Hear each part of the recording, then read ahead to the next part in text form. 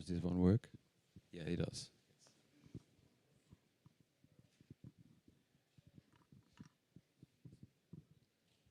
Such a silence already. Hello, thank you. And welcome to all of you to Euractiv's first Energy and Environment Policy Conference, which will take a big share of the day with a lot of interesting high-level decision makers and experts participating in a no doubt very deep and also strategic debate. My name is René Moerland. I'm the CEO and publisher of Euractiv, and very delighted to welcome you all here today.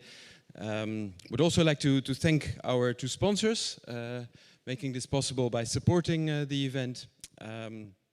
The MOL Group, as a European powerhouse in Middle Europe, and then of course also Knauf Insulation. I don't know where you are, but we'll hear both of you. Ah, yeah, over there. Sorry, yes, I didn't see the two of you. Most welcome, and also thanks to both of you for today, and we'll hear more of you during the day. For now, we're going to touch upon a series of topics during the day, including the COP30 and Europe's role there as a climate leader or not, up for debate maybe. The energy future of Europe, competitively, and sustainability. Also, of course, the electricity market is to be a big part, and the critical raw materials are also on the agenda.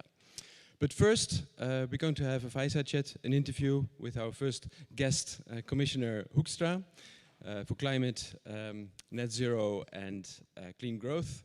Most welcome. Thanks for being here and taking the time to start and to kick off this conference today. You just escaped by a few years Dutch politics, as we are seeing now again with elections tomorrow, where you were a leader in one of the most important contenders for maybe delivering the next prime minister tomorrow. But now you're here on a very strategic level, of course, as the commissioner, and we're happy for that. Thanks. Welcome. Please come to the stage. While I introduce also Robert Hodgson, also our Euractiv's energy and environment editor, and we're going to start off with an interview. Thanks so much.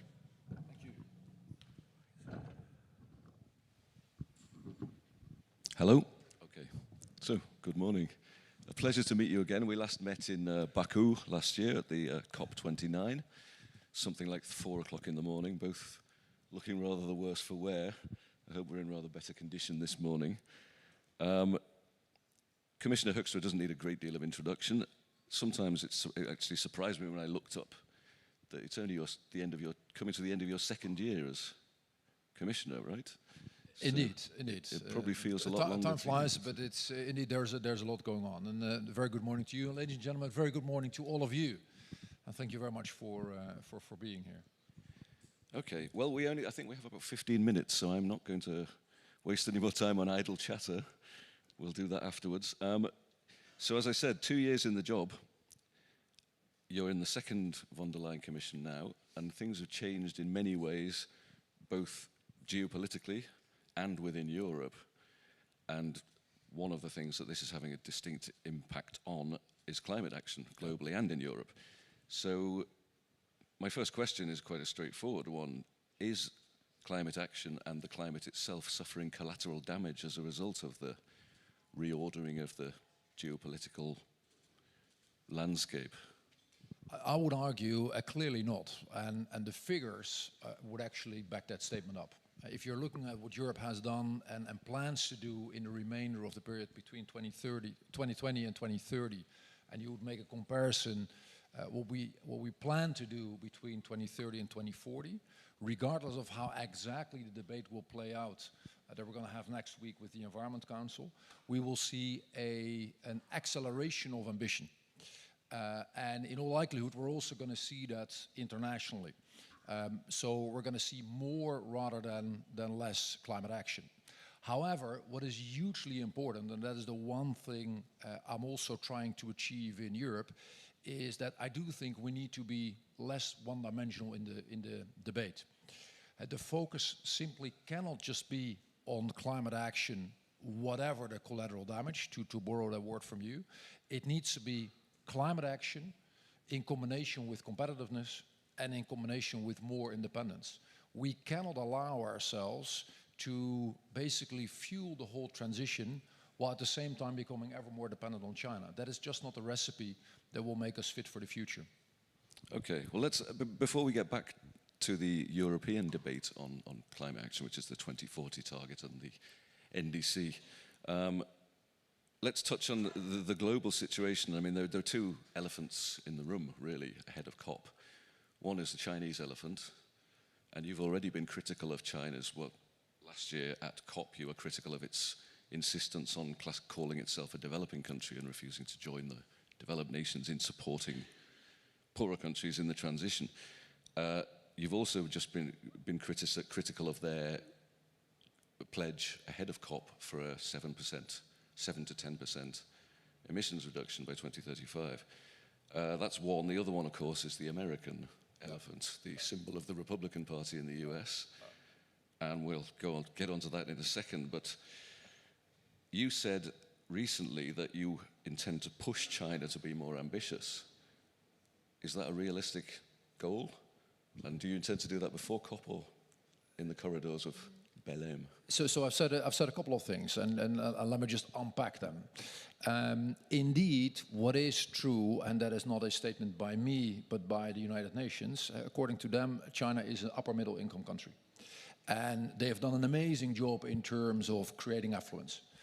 If you've been in Beijing or Shanghai recently, and the last time you've been there was 20, 30 years ago, you're absolutely amazed by the progress that they've made. And with that affluence, with that increased capacity to help out in the domain of climate, not just China, but for example also our friends in the Gulf, a country like Singapore, and all others are truly invited to join the European Union and Canada and Japan and South Korea and Australia to make sure that we deal with this problem more effectively and basically that we put more money on the table. Because Europe just simply doesn't have the pockets to do that by itself. Secondly, on the NDC, most experts, by far the most experts in the domain of climate, have said that actually if you look at where China is currently standing, and you think about the huge footprint that they're having, roughly 30% of global emissions, and also the state of their economic development, a number probably in the low 30s in terms of emissions reductions by 2035 would have been accurate. So in the high 20s or even in the low 20s would probably have been, would have been debatable, but still it would have been a clear sign of progress. And I do understand that China typically anchors lower and then wants to overachieve its own targets, but still a number that is potentially below 10% has not only huge ramifications for China, but simply also for climate action going forward. And that is indeed something where I would invite them to do more. I have very few illusions at the same time, so I don't think that is a literal quote about the pushing. I do see value in working together. We're going to meet them by the end of this week for MOCA and the G7 in Canada. But I think policymakers across the globe, potentially also in Europe, tend to somewhat overestimate the ability to influence a system that is shaped the way the Chinese system is. There's a large degree of just top-down decision-making and limited influence by many others. I think that's just a reality. Okay. That's China. We also have the US. We don't know if they're going to be at the COP30 summit yet. Technically, they're still party to the Paris Agreement, but you know that's just a matter of weeks now, and they won't be. The recent development was the International Maritime Organization's Net Zero framework, which the US effectively torpedoed by threatening to sanction anybody, not just countries, but officials who sign up to it. in London this month. It's been postponed now for a year. Are you concerned that that is a new approach by America, because they're not only standing outside climate action now, it looks like they're actually trying to wreck it. Do you think this is a concern that might extend to the COP process as well? So just to be clear-eyed about what happened to the IMO, indeed, that was unfortunate, because very few things are as international as shipping, right? It makes little sense to do things just in your domestic market. You truly would want to have a global solution for something that is truly as global as shipping, and where emissions are quite a substantial part of total emissions. So it is a missed opportunity, but at the same time, this conversation is clearly not over. And I continue to be optimistic about our ability to make sure that we land this in a year's time. But indeed, it is unfortunate that apparently the US saw merit in basically tanking, or at least postponing the whole thing. And in general, but that is not new, if you look at the US and the US pulling out, that has significant ramifications for the globe at large. We're talking about by far the most dominant geopolitical player that we have. It is the largest economy, and it is the second largest emitter. So clearly that does significant damage to international collaboration if they pull out. Just to give you the numbers, China at 30% of global emissions, US 11.5-ish, second largest, and then a long time nothing, and then you have a couple of others. So it is truly impactful that they're no longer playing ball. Having said that, and that's not going to compensate it, but it is important to get the full picture. If you then have a conversation with governors from the US, or mayors from the US, or businesses from the US, they might not all be as explicit about climate action as before, but in many ways they do continue with policies that actually enhance clean tech. Why? Well, simply because for the politicians, many of these see the problem, and many of the businesses see the business case. And they will continue with that regardless of what exactly comes out of the White House.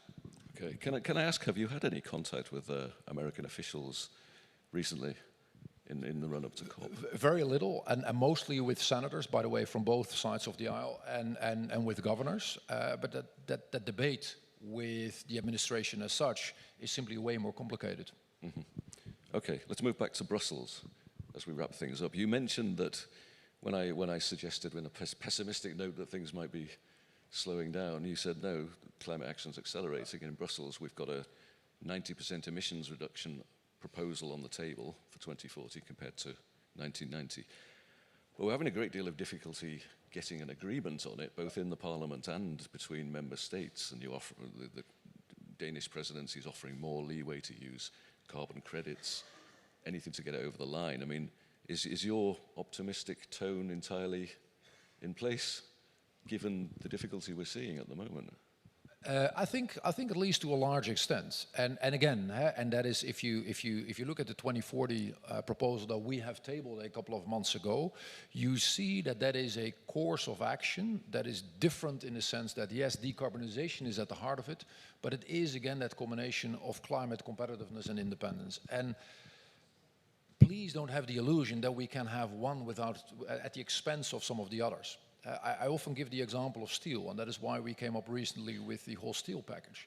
Let's just assume you think it is a good idea for just reasons of cleaning Europe, that we're no longer going to accept these type of companies. Then everyone loses. The ramifications of that would be that these companies either go bust or they ship out of Europe. That means that we're losing jobs. That means that we're losing in economic terms. That means that we're going to import that steel that is probably dirtier than we're making ourselves, and it would create another dependency. So that clearly is not the recipe. What is the recipe? The recipe is in the domain of steel, but also in many other domains, to make sure that we create more of a level playing field and that we come up with public-private arrangements that actually allow industries, particularly in heavy industry, to become cleaner. So the approach needs to be different than what it was before, because we need to tap much more into the geopolitical reality and big power politics that we're facing. And at the same time, let's also have no illusions. Let's be absolutely clear-eyed about the impact of climate change. This is going to be one of the huge longer-term problems that, regardless of whether we as humanity disregard it for a couple of years, will stay with us. It will become worse before it gets better, and the impact is going to be every single year for Europe tens and tens and tens of billions of euros. That is simply the reality. So forget about the talk about the planet. The planet was here long before us. It will probably survive us by years and years. This is about the economic reality we're facing, this is about our ecosystem, and this is about geopolitics. So we have to continue, but we have to do so in a different way.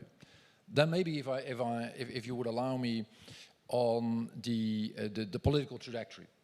I've always said that this was going to be a three-step rocket. So we had the first step, that was the Environment Council of a couple of weeks ago, before we went to UNGA, to the UN week. And there we landed with support of all member states, this range that we have already put on the table. The second step was then going to be, and we've had that last week, the leaders meeting and articulating what the enabling conditions should be. And then the third step was always going to be another round with the Environment Council, and that's going to be next week. Now, I've been long enough in politics to know that whatever you table, it typically never arrives at the destination exactly as you've tabled it. But I'm also quite confident that we will be pretty much in the ballpark of what the Commission has put on the table. Okay. Well, this is my penultimate question then. I mean, we have, again, you say that, and we'll see what comes out of the Council next week. But there is undoubtedly a large block in the European Parliament and of member states. For example, the ETS2, the carbon pricing system, which is going to be on motor fuels and heating fuel from 2027. I think it's 19 countries have opposed it and said we want to either delay it or somehow tweak it to keep the price down. I mean, this is a key enabling policy for reaching, you know, minus 55% by 2030, minus 90 or whatever we agree. It just seems that there's a growing number of people who think that this kind of policy is incompatible with competitiveness and you know, employment. And to the extent that people would be right, I do think there is merit in recalibrating. By the way, if you look at what we came out with in terms of ETS2 last week, that is exactly that. Because what is it that people fear? They fear that we would see a price hike that would actually, you know, damage the ability of citizens, but also of SMEs to continue with their lives. And by the way, that would also significantly damage our ability to steer climate action, right? So let's be very open to that argument and take that truly for what it is. I think there's merit into it, and that is why we have changed this approach. And by the way, that was supported by the vast majority of the 19 member states that you've just mentioned. Also, more in general, but that's back to my point of bridging competitiveness and climate, you see a very different picture. Many, particularly in Central and Eastern Europe, are indeed worried about, is this either or? And that tells me that indeed we do need to make sure that the business case for clean tech, for battery manufacturing, for solar and for wind needs to get better. It's a completely different conversation when I'm in the Nordics. So when I'm in Denmark or in Sweden, it is businesses, not just those from clean tech, but more in general, that are basically telling me, could you please increase the bar? Could you please come up with higher targets? And that is not because they're altruists. It is simply because they have found a way to make business out of this transition. And that tells me that a recipe where you indeed bring these things together is the only way forward. Okay, we could go on, but I have... We could. I have two... one thing I just wanted to ask, because I have to, since I have you on the stage. when René introduced you, he didn't mention that you're also the Commissioner for Taxation. And Denmark is still optimistic of getting a reform of the Energy Taxation Directive through before it finishes. If it does, it would be succeeding where I think 6 or 7 previous EU Council presidencies have failed. And you've said some fairly strong words about this in the past, especially when it comes to taxing aviation fuel, which is not taxed at the moment. Are you expecting to see a deal this time around, and will you be disappointed if, as seems likely, any deal certainly won't include taxation of aviation fuel? Yes, I share at least part of that optimism, but of course aviation is a complicated part, and let me just zoom in on what I would like to achieve in aviation. Clearly, if you would zoom out and you look at what sectors are actually increasing in terms of their emissions, you would find aviation amongst them, and that is a problem because it is actually one of the very few where emissions are going up rather than down. So there's a clear climate reason to tackle this. Having said that, I think it is hugely important not only to continue to have broad public support, but also to do something that is economically viable, to do that in a way that creates a level playing field.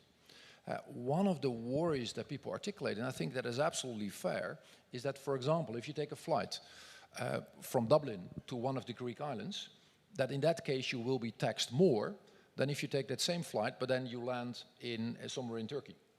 Or if you're taking a flight from Stockholm to the Canary Islands, you will be taxed more than when you're flying to Rabat.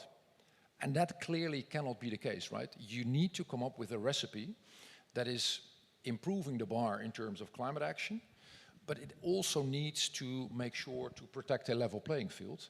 Because here the guys in the aviation industry do have a point. So it is making sure this is better for climate, this is better for competitiveness, and then there's one additional thing that we need in the domain of aviation, other than in the domain of cars, where we at least know what technically the solution could look like. In aviation, we're clearly not there yet. For smaller planes, I was recently at the Paris Air Fair, it is likely, but I'm really talking about, let's say, 20 passenger type of flights, it is likely that electricity can play and batteries can play a large role. But for the bigger jets, I haven't come across a single expert that thinks that that is the solution anywhere in the next decades. So you would need to invest significantly in SAFs or in eSAFs to make sure that that solution becomes available. And I think there Europe also has a role to play. Okay. Well, I mean, I think the point is that if you tax aviation fuel, it will incentivize people to invest in SAFs. Yeah. But that's okay. Let's finish on this point. COP30. Yeah. It's less than 2 weeks now. What's the best outcome you can envisage? What do you want to come back to Brussels with after your? It will be a combination of a couple of things. One is truly pushing carbon pricing. That's one of the things we have been pushing, and the good news is we're here on the same page with the Brazilians, with the Mexicans, with Chile, to a large degree also with China, with whom we have a lot of interaction about our ETS system, and hopefully we can address this in a meaningful and ambitious way already at the leader segment. Secondly, become more concrete on everything linked to implementation and to the gap that we will likely face in terms of the world's collective NDCs. That's one of the things I've articulated also to the Brazilians. Everyone expects the world to deal with this. So I do understand that the N stands for national, but not addressing this and not trying to tackle this and not making this concrete, in my view, is not an option. So that's the second bucket. And then the third one is adaptation, and making that more concrete, and also being more concrete on the financing that it will need. So that's quite an ambitious agenda in a hugely complicated geopolitical landscape. And yet, this is what Europe will continue to push for, together with the Brazilians, together with the progressives from all over the place, together with the small island development states and the LDCs, and basically this very large majority that actually would like the world to embark on more rather than less climate action. Okay, let's leave it there. Good thank luck. You. Good luck. You. Good luck in Belém. Thank you. Thank you. Bye-bye.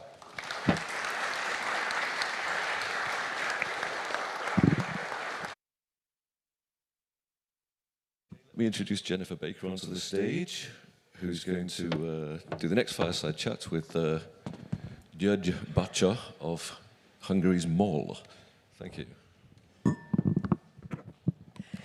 Thank you very much, Robert. I will allow you to escape. And as you mentioned, we are delighted to have joining us here György Bacsa, who is MOL Group Chief Strategic Officer and CEO of MOL Hungary. Grab a microphone, György, because I want you first of all to tell us a little bit about MOL for those who maybe aren't familiar with the company and why you're so important to provide us with today's event and to hear words from the Commissioner. Good morning, everyone. So just briefly introduce MOL Group. MOL Group was established in the beginning of the 90s, just right after the political change in Hungary. It started as a national oil and gas company, and then it became international or regional, I would say. In upstream, it's international. In downstream, so in refining, petrochemicals, retail, marketing, and in other operations, it's more regional, so Central Europe. So I would say from the Baltic Sea to the Black Sea and to the Adriatic, we cover most of the markets. We are market leader in 4 countries, one of the biggest industrial group, and definitely exposed to all kind of topics that we are now discussing in Brussels. So that's why we just increased our Brussels representation and we increased our activities, because I think, as Mr. Commissioner said, not only other industrial groups or new groups realize that with policy making or regulation making you can do business, but we also realize that we can lose business and we can gain business coming. We entered new business areas like circular economy, meaning waste management, waste collection and waste recycling, and energy, waste to energy investments. So definitely we have new legs in our portfolio, so welcome. Well, of course, being here and having the Commissioner, it's all about influencing policy. So let's talk a bit about that. And the Fit for 55 targets. Now, I know last year there were some MOL Group representatives saying it needs to be fit for reality, never mind fit for 55. But tell me then, what sort of policy framework do you feel would help to achieve real progress?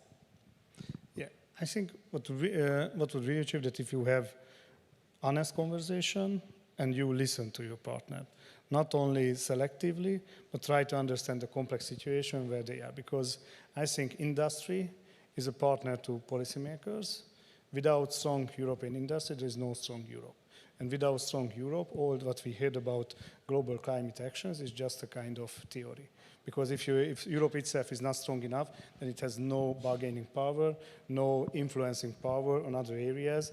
And definitely we are just, we can be an eminent student in the class, but no one is really taking care what we are talking. They will copy your homework, they will cheat on the exams, and they will be the leaders, and at the end we will be following them. And we have to live in a world which is designed by them, although we had very good ideas and very good policies. So that's my comment. And I don't think that we have, in the industry, we don't have time to talk about what will be in 2050. We have to talk about what will be in the next 5 years. And what we set for Fit for 55, that the Fit for 55 numeric targets were too idealistic, never consulted with the industry. What we were ready to pledge were significantly less, and it was biased by political debates. And now, having only 5 years down the road, still policymakers are hoping about a hockey stick investment circle. But I have to say that if it's not in the pipeline already, it won't happen in the next 5 years. No financing capabilities, no desire, no foreseeability. So that's why industry players are not really keen on doing this exponential curve or growth in the investment. I just would like to do two examples. One is the green hydrogen. I think currently the built-in capacity, which was calculated mainly by IEA, but also by the Commission as well. So so in the pipeline we have roughly, what is accomplished is roughly 1% of what we pledged or designed it on a top-down strategy. What is in the pipeline is less than 10%. The same with CCUS investments. No one is really interested to do that. And we are halfway in wind and solar. And maybe battery storage is also picking up, but nothing else.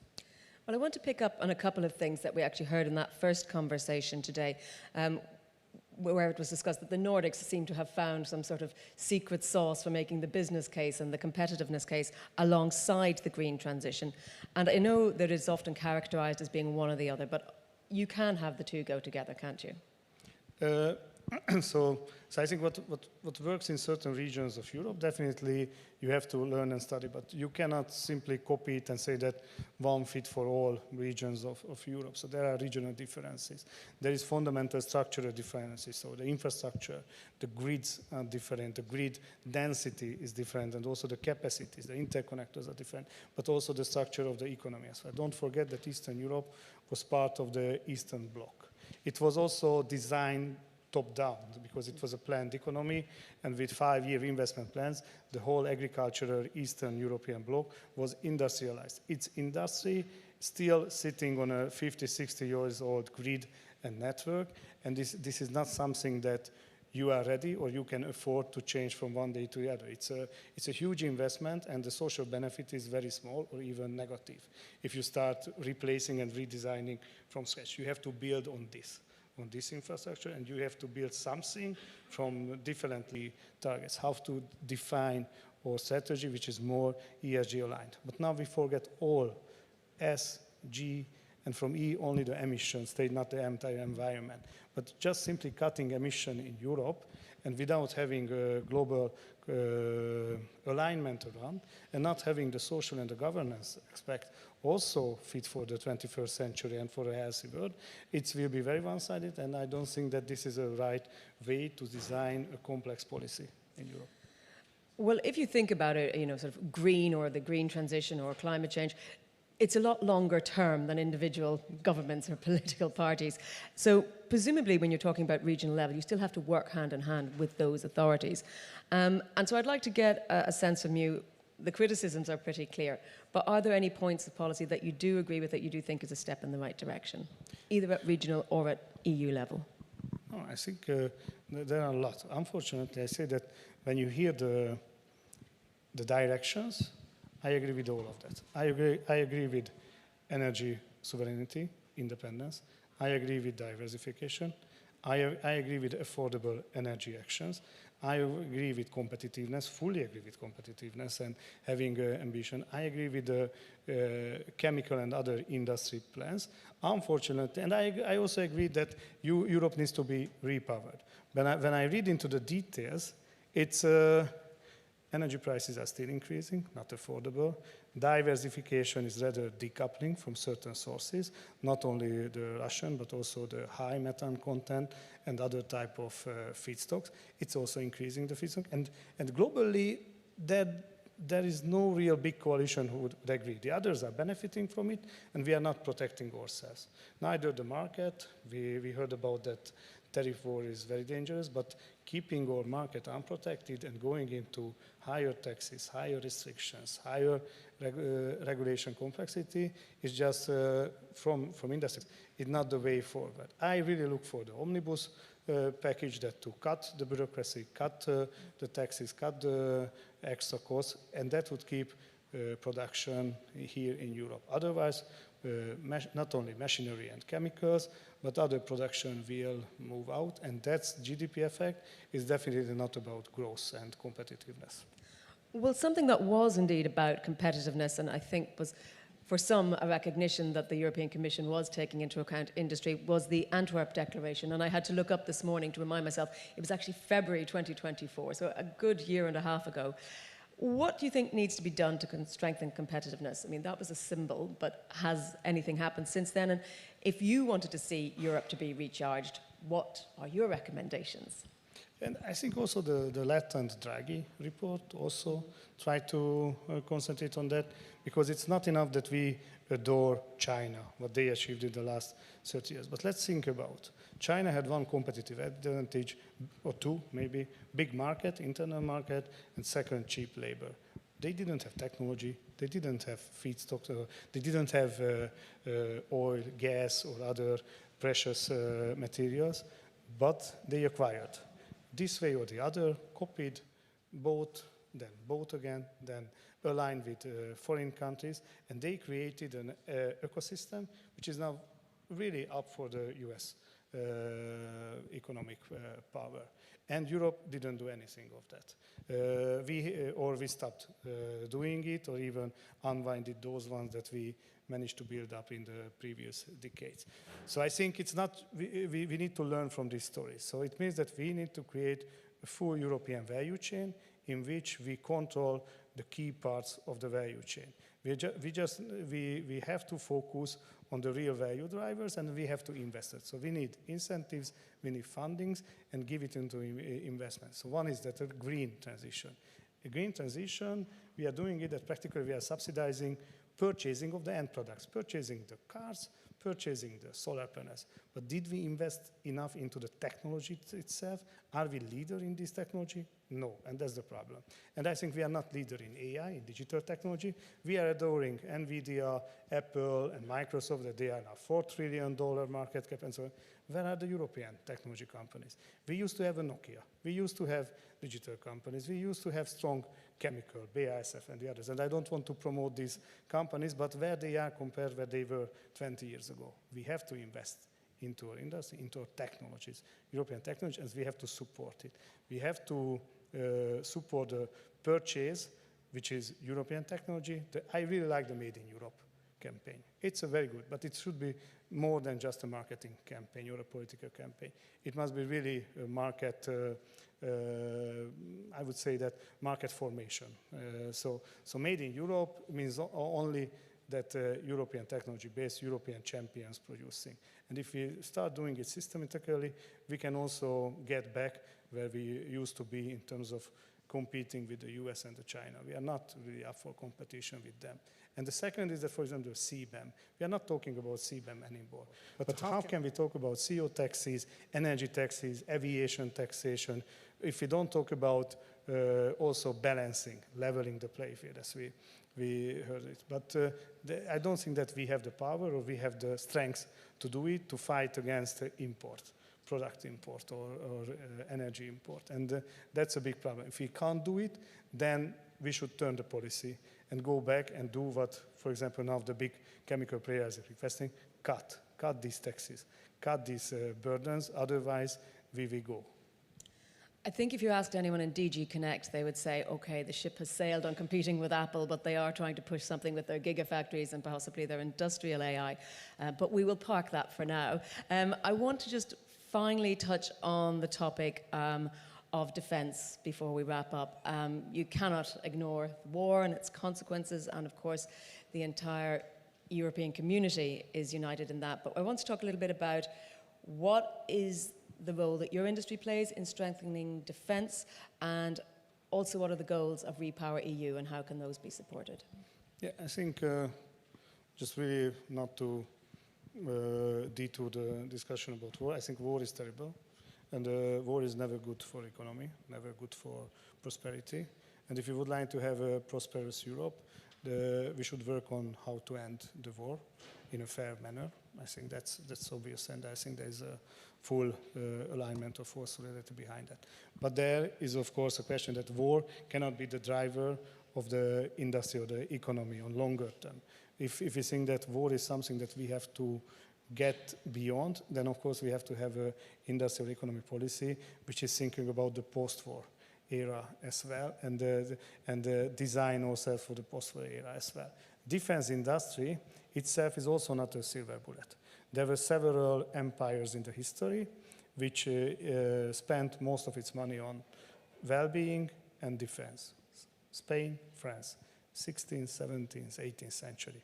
Very, very big defense spending, very big well-being spending. And what was the result? 19th century, or by the end of the 19th century, Spain became one of the poorest countries, and France lost also its big shine after the Napoleon Wars. So I think it's also something that we have to, or Portugal. We have to learn from these stories as well. So defense is not a profitable business per se. So investing into defense has no real payback time at big economy level. Industry is the one which has. in broader terms, because it's definitely, it gives us the biggest employment rate, it gives us the biggest return rate, and so its social benefit is the highest. Industrialized countries are the developed countries, and that's very important. And defense industry is a part of it, but only defense industry will not pull us out from the tables. Well, thank you very much. Just, I want to ask if you're one, in a nutshell, headline takeaway, if people only remember one thing from this conversation, what would you want it to be? What I would like to say is that we are here, we are open for dialogue, and we are ready to meet and discuss and align with on policy on professional level. So please approach us, and definitely I would like to practically give you my hands that if we can team up for good causes. Well, thank you very much for the conversation, and thank you to MOL, of course, for supporting today. Can we have a big round of applause, please, for György? Thank you.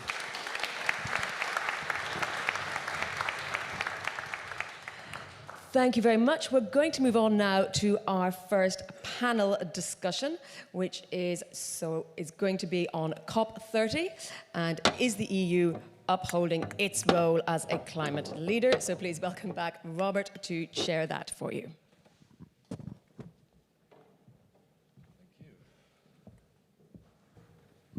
Thank you very much, Jen. Yes, that's the question which was implicit in some of my questions to the Commissioner just before.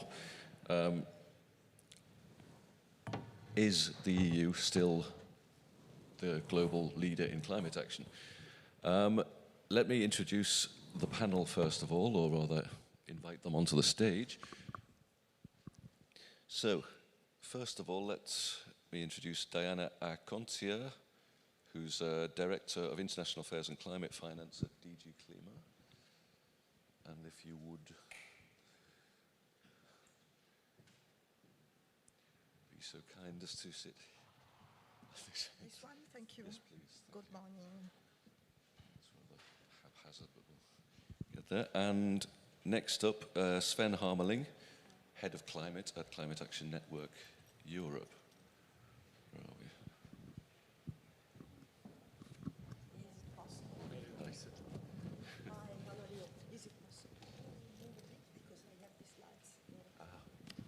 Yeah, can we do something about the light? We're blinding the panelists at the moment. I don't know. Here, please. Yeah.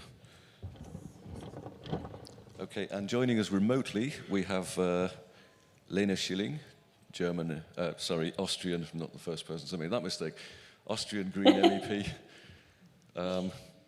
I trust you can hear me. Yes. Okay, hello. great. Thank you.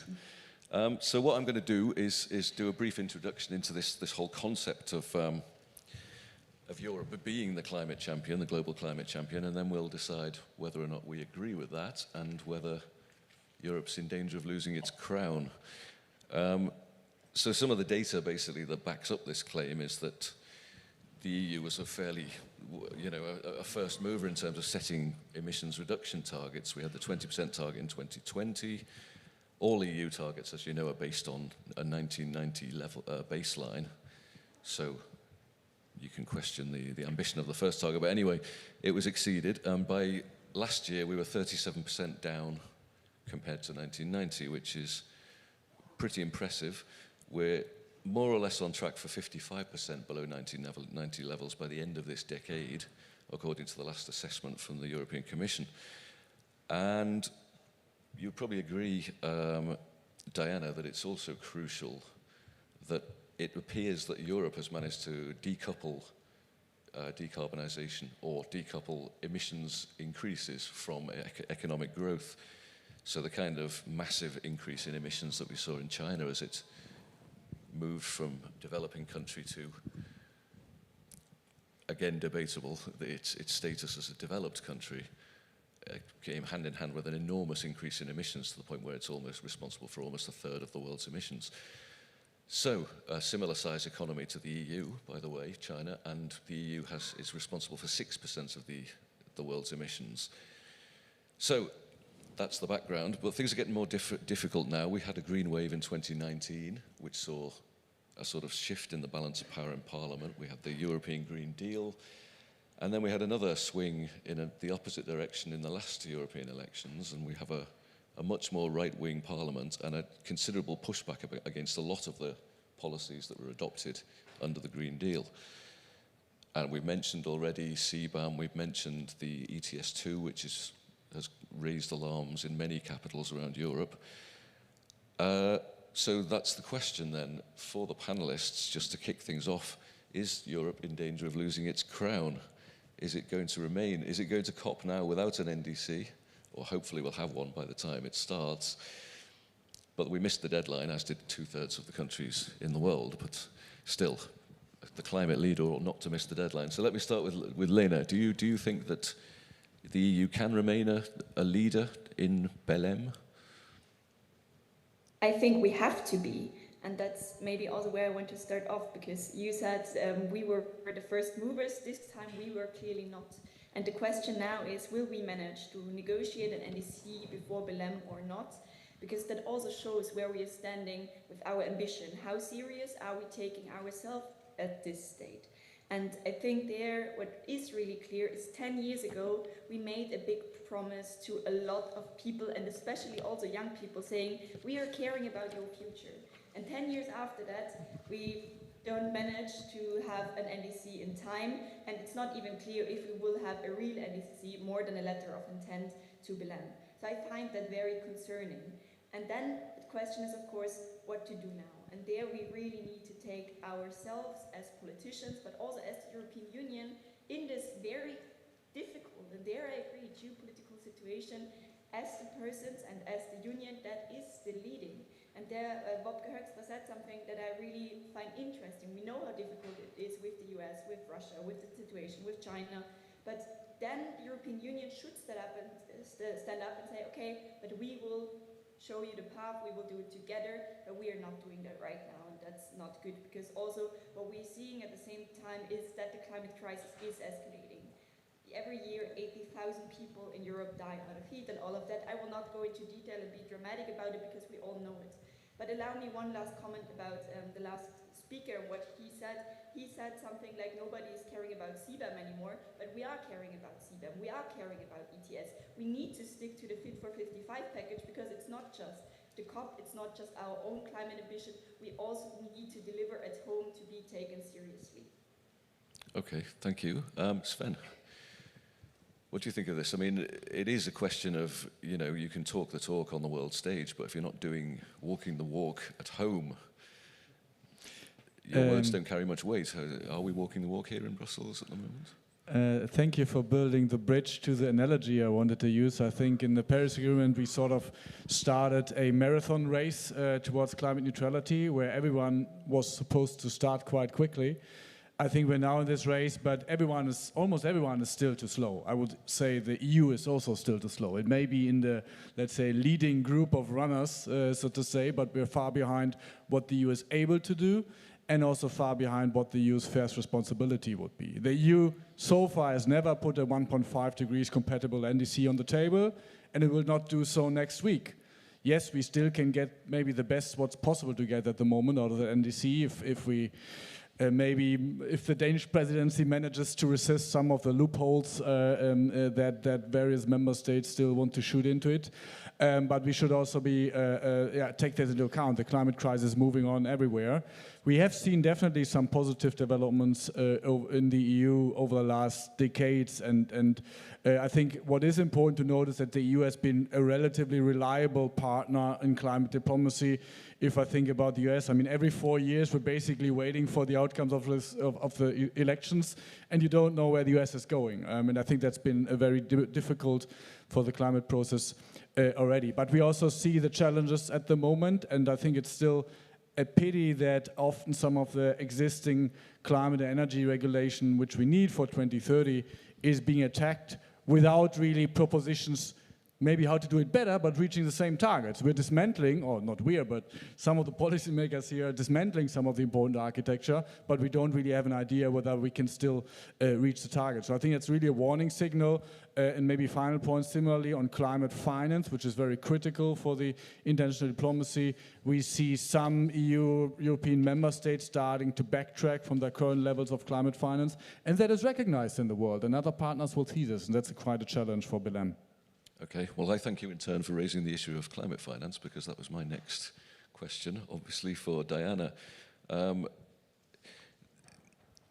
One of the, I mean, at the COP29, which was all about climate finance, it ended after running over time by more than a day.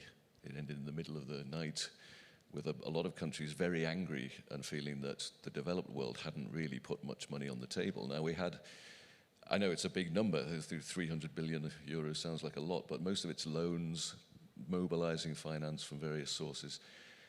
And we had conclusions from the council, the finance ministers recently, suggesting similar wording about mobilizing and leveraging and so on. I mean, is it the private sector that's going to have to do this? I mean, is there no way we're going to see what developing countries want to see, which is public money put on the table? Thanks, and good morning, everyone. Let me perhaps, before coming to finance, just start by stating what you have certainly also heard from Mr. Hoekstra just before, that we are convinced that we are still leading on climate action. We do not deny that the moment is difficult, as you said, Robert, that political momentum has changed, but we are still deeply convinced that to continue with the decarbonization of European economy for us is existential, because we do not have another model of development, model of growth that also guarantees our independence, our autonomy, and our security. And when I say security, I think both on security from the impact of climate change and security in the classical hard sense of the times, of the word. So I think that on that there is no doubt, and we are confident that we will have an NDC before COP. The Commission, as you all know, is doing whatever we can together with the Danish presidency to get to this result. But I'm coming to your question on finance. You must have seen that yesterday the figures for climate finance 2024 of the European Union were published. And it was a good figure. It was an increase on last year's figure. It's about 31 billion euros, counting the budget of the European Union, of the member states, and of the public banks of the EU and the member states. We are leading on climate finance. By the way, these 31 billion mobilized directly, 11 billion of private finance. So I think we are on a good way. And yes, it is key to answer your question. It is key that our public finance mobilizes more private finance, that every euro or every dollar generates investment.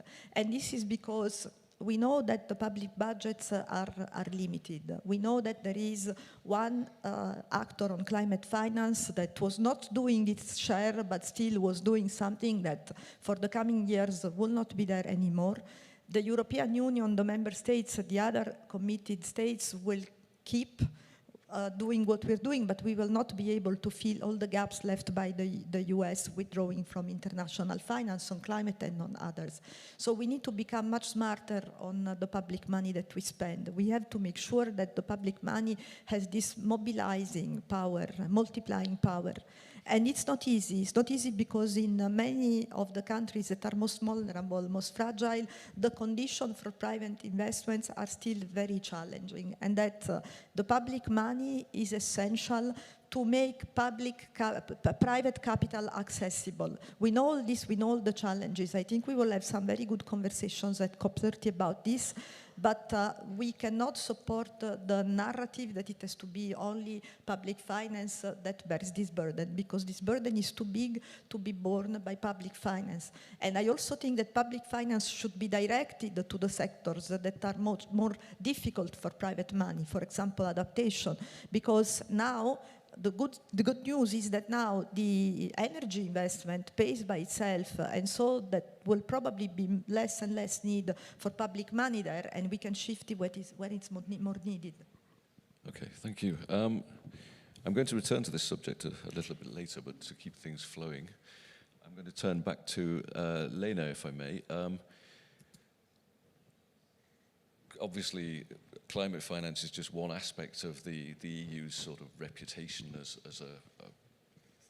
how shall we say, a climate positive part of the world, which I think it's probably fair to say it still has, to an extent, certainly compared to some other actors on the world scene at the moment. But how are things from your point of view as a parliamentarian? And I forgot to mention, you're probably sick of people bringing this up, but you're the youngest MEP, possibly the only one that was born this millennium, and with a background in the the youth movement for climate. I mean, how do you personally see the developments in the Parliament since last year's election, and where do things stand now specifically on the 2040 target? That's a tricky one, huh? For which you are the shadow rapporteur, I should add. Yes, so 2040 is quite a tricky one, but let me start with the Parliament. So, of course, for me, it was going to the Parliament coming from a movement of many young people that were demanding and asking for more climate protection. And now, and we said it already in this panel a few times, we are seeing that the majorities have shifted, and we are feeling it in every day, because climate, and we have to say it clearly, climate policies are getting pushed back, and it's very hard to find a negotiation ground. We are still doing it, because in this time, and more than ever, we need to find majorities. We need still to do progress, because the climate crisis is escalating, but in the Parliament, we have difficulties with finding majorities for compromises that in any way are helping to get or achieve our climate targets. So let's discuss 2040, what happened there. This whole thing started with knowing we have little time to achieve 2040 till the COP. There were just a few months. On the 2nd of July, 2040 target was announced by the Commission, and then we should have started the negotiations. One thing, and I really deeply am sorry about that towards my citizens and the European citizens. Right now, we are in a situation, and I need to be open with that EPP is not ready to negotiate with us till there is a council position. So what we are seeing right now is that the Parliament also in this is not taking its mandate serious to have its own position. And I criticize that harshly also from a democratic perspective, because we are elected from people that are demanding from us to do our job. That means work on legislation, and we can have different opinions, and we can work on a compromise, but we are not even there yet. So right now we are waiting more or less for the Council to start the negotiations on the 5th of November. The problem with that is that there is very few time till the 5th and the 10th where the COP is beginning. So it will be super tough. And then on the 2040 proposal, more on content, there are still a lot of open questions. I will not go into the 90% scientific discussion because everybody knows that. I want to again mention that we are very critical about the international credits and how they will look, because also there we need a compromise in 5 days about something that is in this kind of Article 6 new. And we need to make sure that there are safeguards. We need to make sure that this is not misused. And we know international credits were misused in the past, and we're not working to decarbonize. Also, it will not help in increasing our own climate ambition and then tackling our 2050 target. So all in all, there's a lot of work to do.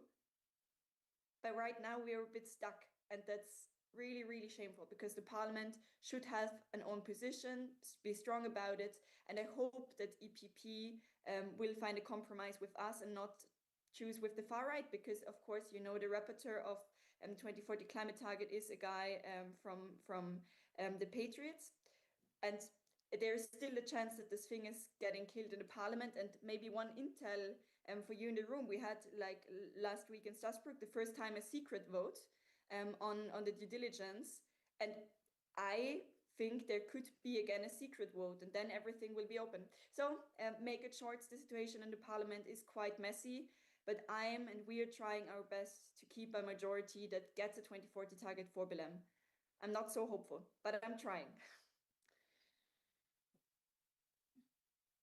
Still working? Yes. Sven, we mentioned here a messy situation in Parliament, and also, you know, the fact that representatives of the Greens certainly, and to some extent the centre-left as well, are disappointed that they're not able to clearly represent the points of view of their voters in Parliament when it comes to, or deliver the climate action that they would like to see. But it remains the case that there was a big swing to the right in the last election, and a lot of the ranks of the far right in particular have swollen considerably. And I think we can safely say that there's very little appetite for climate action on that side of the aisle. So, I mean, you're working for an advocacy group in the civil society. Are you losing the argument, would you say? I mean, I definitely agree that we see the challenges in both the political level and some of the debates here in Brussels, as well as in some member states. I mean, we are a member-based organization. We have more than 200 members across Europe, civil society organizations in other countries, and of course we are in a lot of exchange with them. But I think it's one thing which I find is very important. The Paris Agreement and the commitments of the EU have been agreed across many political camps, right?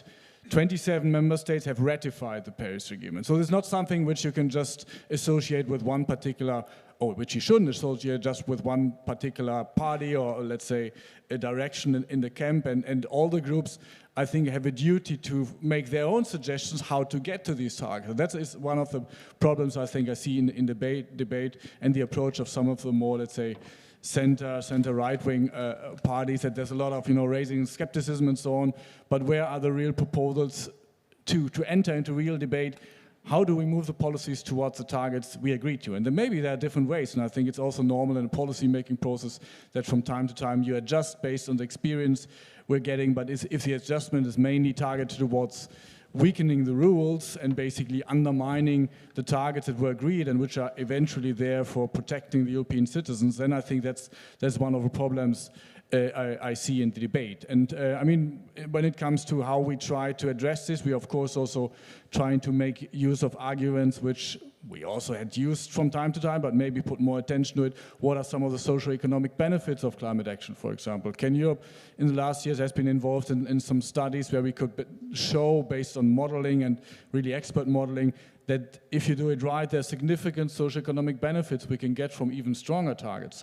There are also many examples in Europe where, whether it's been local cities, local regions, have really managed to make already big steps into the right direction. I think this is something which needs to be put more to the forefront and not only listen to basically the very loud voices, but often more the laggard voices. And do you think the Commission is effectively communicating these benefits that you speak about?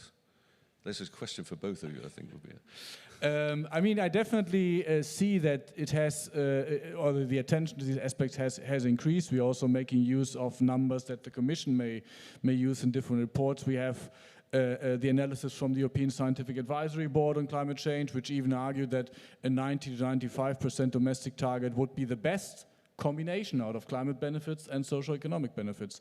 But I think it's maybe something which we need to do even more forcefully and also deconstruct some of the misinformation we're seeing from the climate skeptics. Okay. Thank you, and I agree very much with you, Sven. I think we do communicate. I think for us it's very clear that at this particular moment, it is very important to press on the narrative of the economic growth. I think that was already present in the Green Deal, because when in 2019 Ursula von der Leyen presented the Green Deal, it was a new European growth model, and this is still valid, and it's valid even more. But it's difficult sometimes and I speak from the point of view of a technocrat that has been 30 years in the Commission, almost to the day. It's often for us difficult to pass a strong message when we are surrounded by all the noise of the misinformation and disinformation that is taking more and more ground in Europe and elsewhere. To pass the so-called, if I may call it the centrist or the technocratic line at the moment is very difficult. And we do need the support of the organization like yours, Sven, or of the political groups that believe in it. And because we don't have to forget, the European citizens are still supporting climate action. In the June 25 special Eurobarometer on climate change, we found really strong public support to European Union climate action. 85% of Europeans believe that climate change is a serious problem, and 81% support climate neutrality by 2050. So the people are still with us, but perhaps they are overwhelmed by other preoccupations. And yes, there are the groups that are against at the moment that are shouting very loud, but we also have a big part of the economic sectors and economic powers in the European Union that support us, that support, for example, the sustainable finance framework, that support the reporting, that have adapted, and I think that for them is an advantage. The question that I have perhaps also for you is how can we bring these voices louder and stronger, because at the moment it seems that those that are pressing on the cost of the climate action rather than on the advantages, they seem to have somehow the louder voices, and it is difficult to pass other voices through. Okay, and just quickly, let me pass this one to you, Lena, as well. You know, as a Green, obviously you're on the vanguard of the campaign for environmental protection and climate action. What do you put down the relative lack of success of the Greens in the last EU election? What do you put it down to compared to the one 5 years before? Very briefly, if you can. I will try to be very briefly. I think it's not the easiest question, but maybe starting with why we're losing also in our climate communication people, and then going to the Greens, because this is of course connected. I think in our climate communication we need to explain much better what that means for people, what the climate crisis means for people in their everyday life, but also what the opportunities can bring if we make this transformation right. How many jobs can be saved? Because I'm actually right now in Austria to present a new study we were doing that is the cost of inaction of the climate crisis. So how much money we will lose if we don't take ambition, and if we do this transformation right, we can save 2 to 5 million jobs in Europe. So there is a lot of potential, and I think we need to explain it better. Also, how renewables are making us less dependent, but also can lower the energy prices in the end, and so on. So we need to say your bill will be cheaper because we do it right. Your life can be better because we are saving the jobs. And I think that's what we need to do better. And then why are we losing? I think because the people are sick and tired of crisis. We have so many different kind of crises. People are frustrated, and I understand that. And we need to, of course, take this climate transition also as an opportunity to tackle social questions, to tackle economic questions, but to interlink it. And then a lot of people are using counter-narratives to destroy the climate ambition and make the climate actions responsible for things that go wrong. And I think there needs to be a shift. This narrative of we just need deregulation and everything will be better is just not true. Life will not be better when we just deregulate everything. And there we need to stick with that. And I think my last point maybe also is on specifically the Greens. What I found super interesting is that if you look at like different studies, a lot of people still think Greens are in governments or have a lot of power, but we haven't. And this lack of how much power we have and how much also other parties are talking about the Greens as a power house, there is a misunderstanding. And I think there the Greens also have to do some homework, be more empathic and communicate differently, all of that, and self-criticism. But now the question is how to go forward. And there I would say we just need climate action for our economy, for social justice, for also keeping jobs in Europe. And if we stick to that, and if we make our plans and don't backtrack, then we can actually deliver on that for European citizens and not against them. Well, you're suggesting that the population at large is blaming the Greens, the ones who oppose environmental action are blaming the Greens for something which was agreed cross-party during the first commission.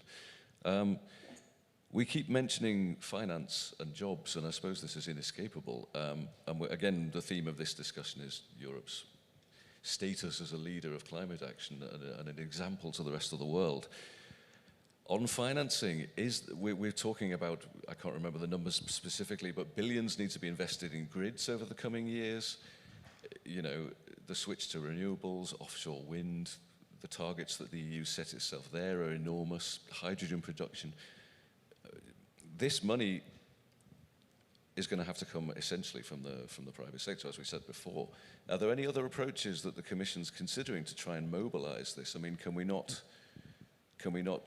weaponize the European Central Bank or, you know, the development banks in some way? Thank you. I think we're mobilizing a plurality of instruments, public and private indeed. We are looking, one of the next steps is going to be this, the decarbonization bank that is going to come from the money of the ETS. But we, indeed, as you said, we cannot use only public money. The European budget is what it is. There has been an effort in the Commission's proposal for the MFF to also make the utilization of the budget more efficient with the Competitiveness Fund. We are counting, we have, I think, used very effectively the revenues of the ETS with the Innovation Fund that has been a great catalyst for innovation in the European industry, and we are going to be even more targeted in the future. For example, we will be able to do contracts for difference. But as you said, the money has to come from the private sector.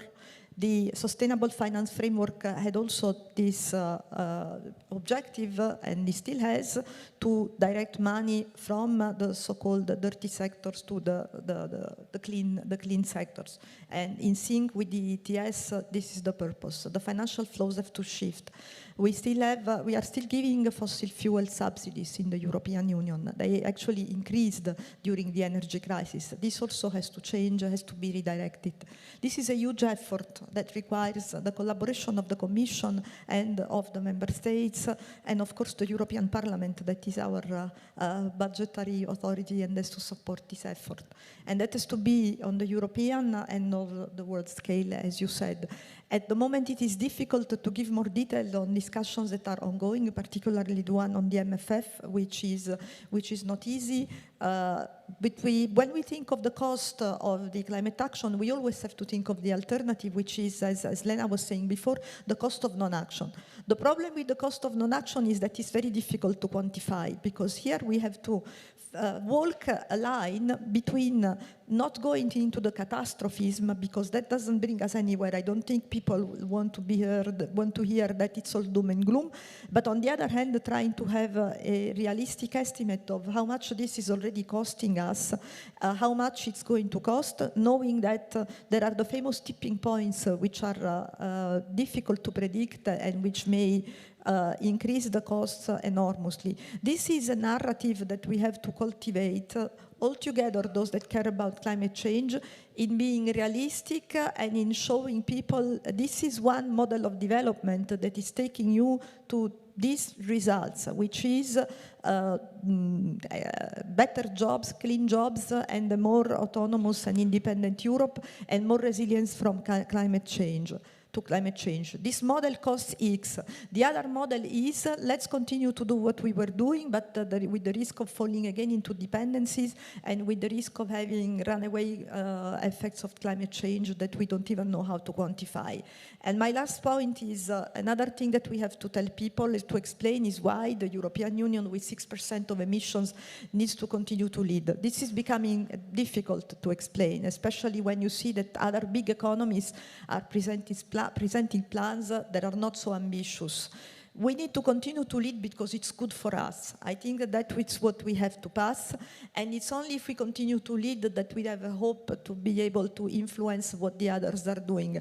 I like the point that you made before, Sven, on the predictability of the European Union, on the fact that we have a long-term goal to 2050. This is very important, but we need to keep this line, and from the Commission side, we intend to continue to do so.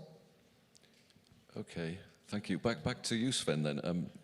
I mean, you did mention, you contrasted the European Union with the United States, which every 4 years, seems to, at least for the last decade or more, has flipped from one side to the other, and now we've got the US out of the Paris Agreement again.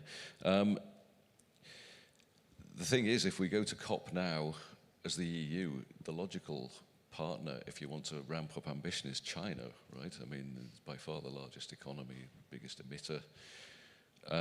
And yet the EU seems to be in some kind of standoff with China at the moment. There's all sorts of, bones of contention from cheap electric cars flooding the European market to restrictions on critical raw materials, which has just prompted the Commission to take urgent action. How, in your opinion, how important is some kind of rapprochement between the EU and China, at least on climate action, in driving some kind of success in Belém?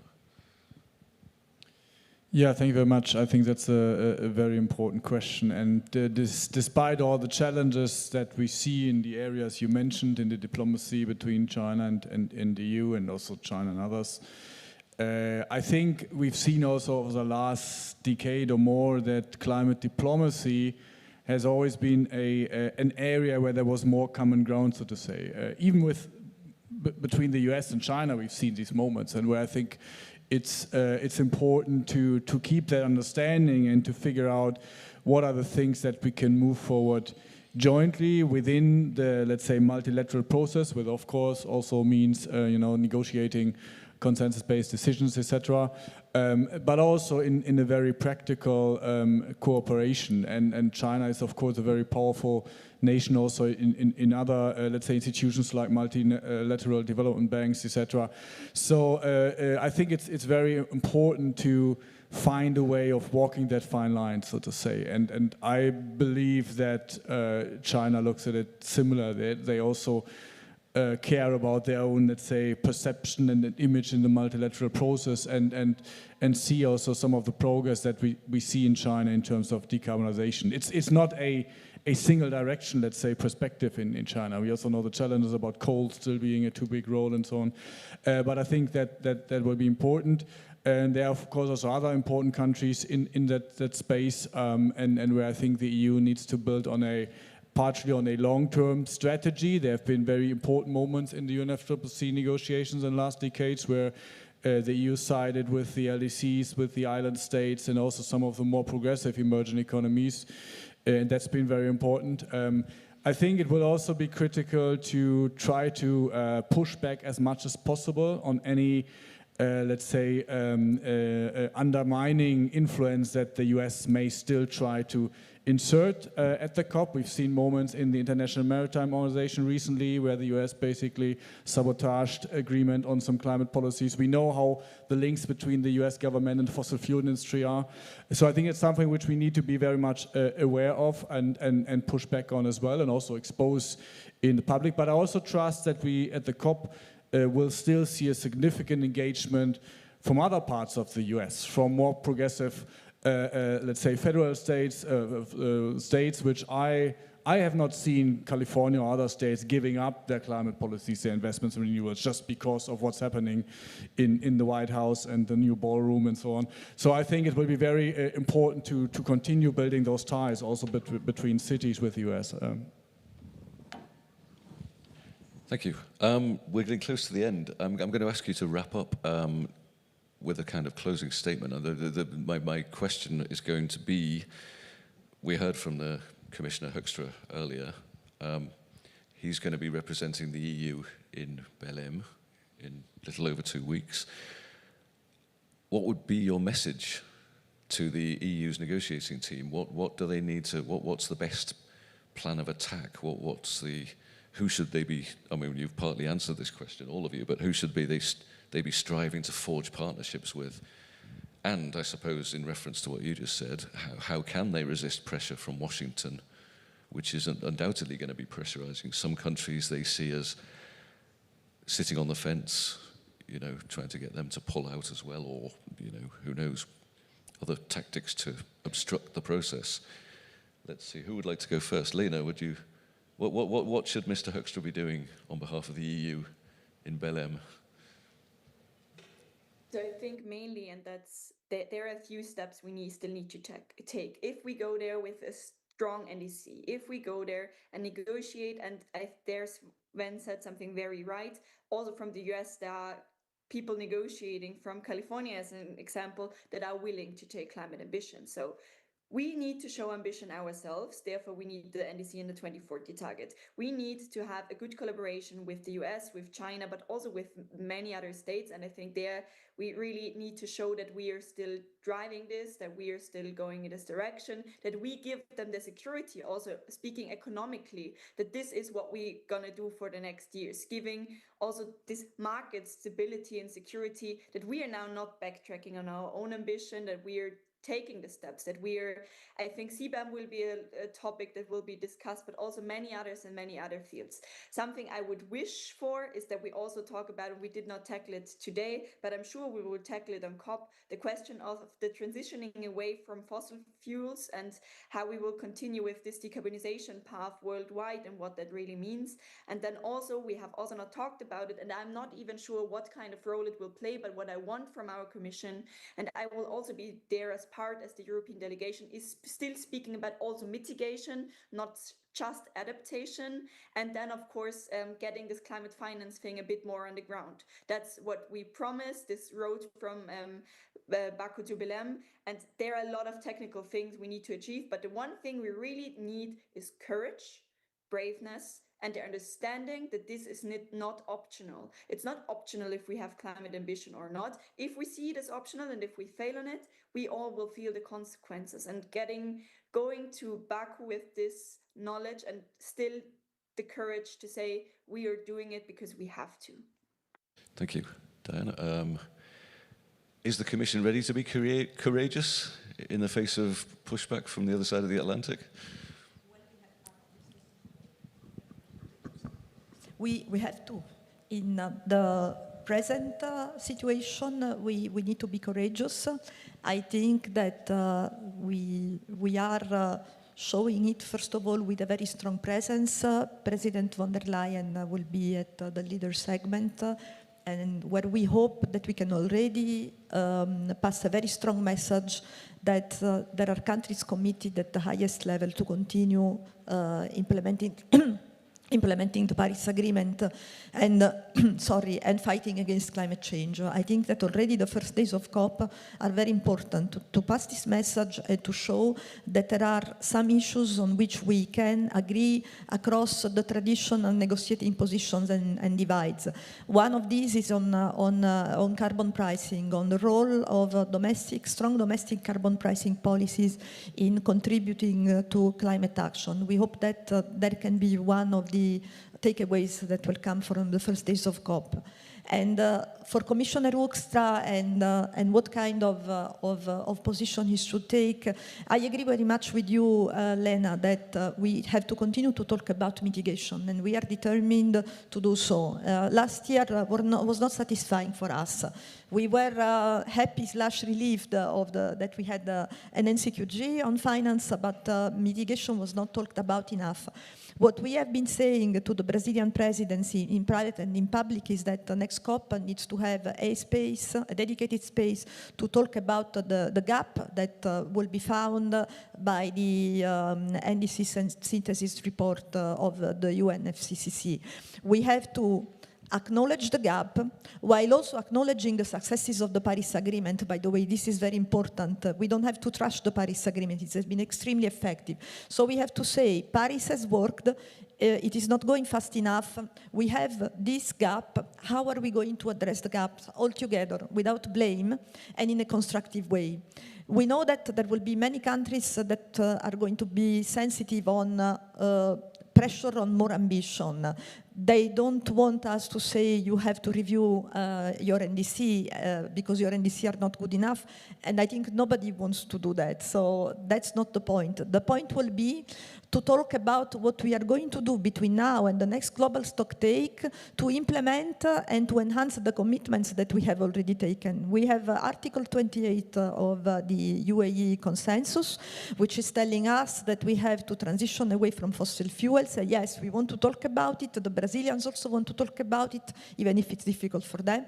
We have to triple renewables, we have to double energy efficiency, we have to develop all the technologies that have not been developed sufficiently, for example, the fuels, which is also something that the Brazilians want to look at, and the other technologies. We have to protect nature, we have to stop deforestation, and so on and so forth. We know what we have to do. We need a form of action plan to track our progress and also to make us accountable between now and COP33, which perhaps will be in India, which is going to be a great way to involve India more closely in this conversation that we're going to have.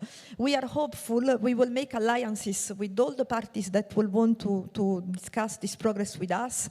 We will be open on adaptation and on finance because we know that this is extremely important. We know that the discussion, we need to have an agreement on adaptation. We want it.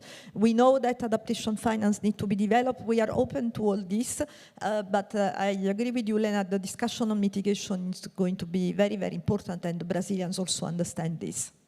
Thank you. Looks like the closing word falls to you, Sven. Can Europe published a list of demands for COP30 on its website a couple of weeks ago. Top is urgently address the collective shortfall in global climate action. And we just heard that countries don't want to be told that their NDCs aren't good enough. What are you hoping to see? Yeah, I think that's one of the challenges with this process, that countries don't want to be told anything, and that's why we don't have really a sanctions regime and other things. But I think it should be clear to everyone that if we move out of Berlin with the world knowing there's still a big gap on the 1.5 degrees trajectories, as just the NDC synthesis report has shown, which came out yesterday, and there's no response to it.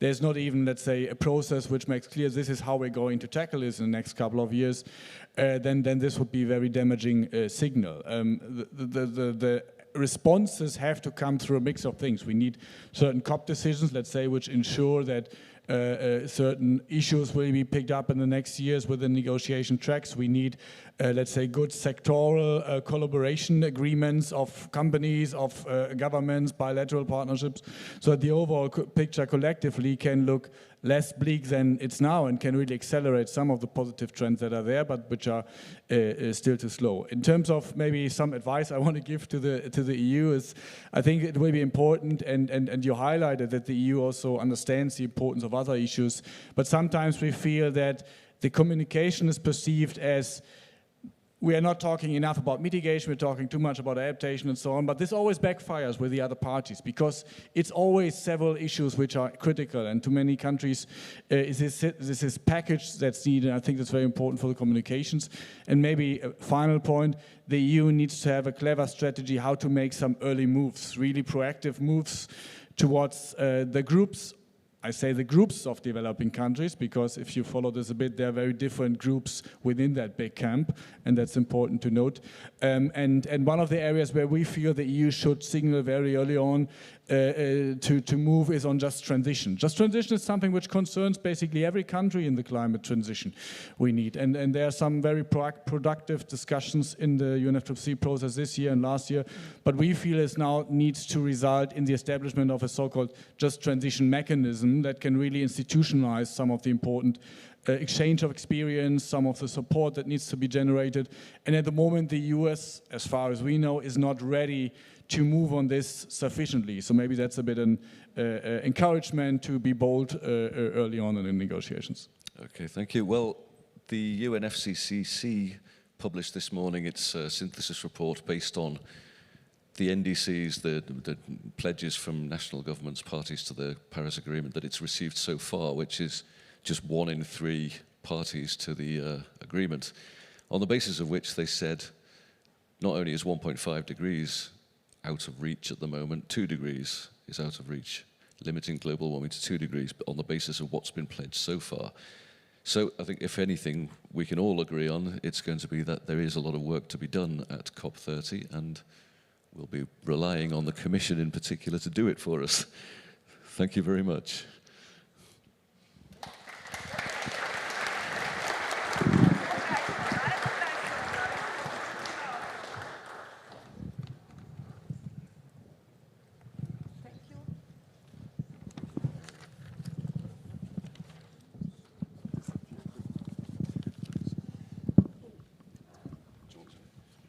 I'm going to hand over again to Jen. The next panel is going to be about Europe's energy future. We've touched on that a bit. We'll get a bit more detail now, hopefully.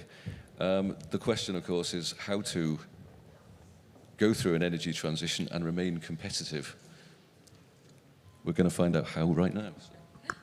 Thank you very much, Robert. Literally passing the mic and playing musical chairs here as we have another panel. We're going to move forward a little bit from discussing COP30. So I will remind you that we are going to use Slido to allow audience participation in this panel. So if you use your smart devices, you can scan the QR code on the screen. There should be some on chairs as well. If you're joining online, you can also type into the box on slido.com and use the hashtag policyconference. And we'll try to get through some of those questions because we have a full hour for our next discussion.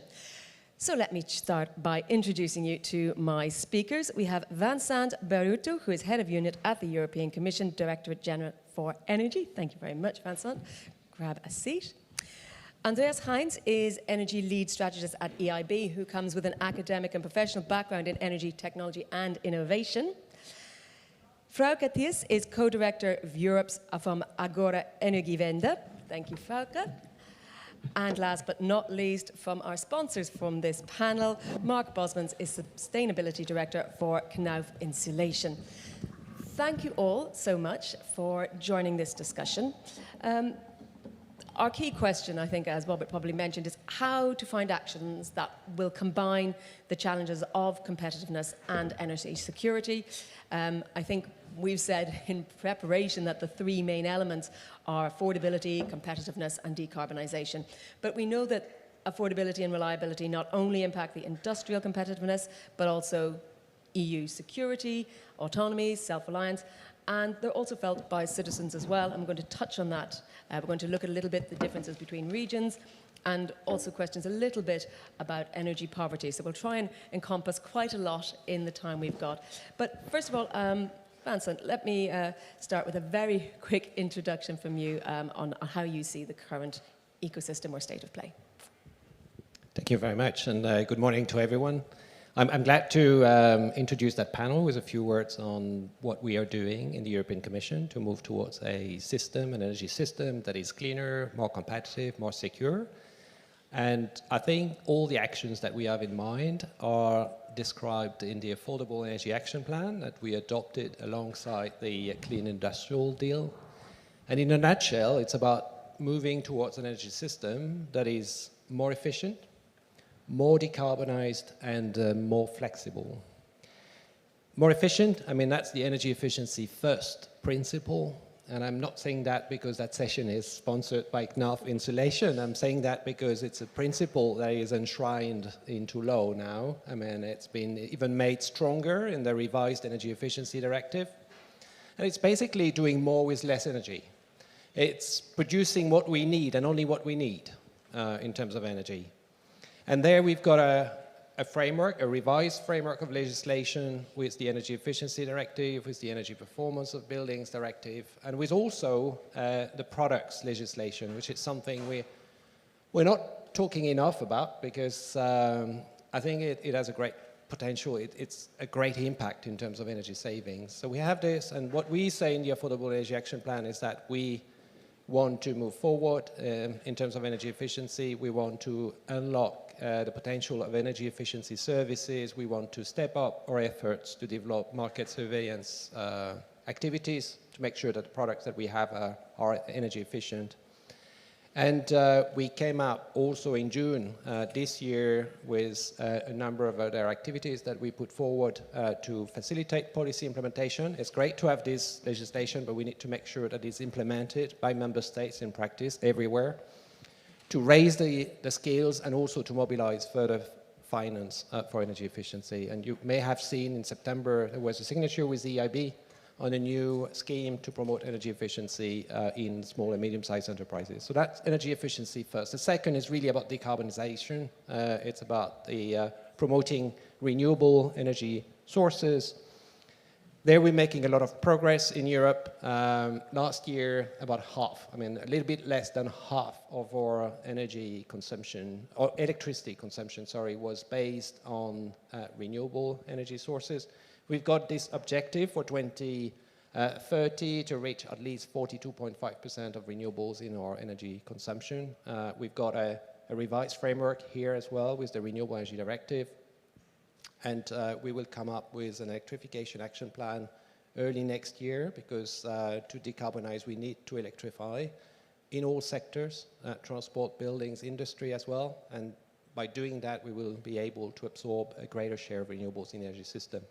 And last but not least, flexibility. I think it's very important as we are moving towards a system that is more and more decentralized, decarbonized. We need flexibility to match demand and supply at all times. And we will be coming up in the next few weeks with a grids package to modernize and expand the electricity grid.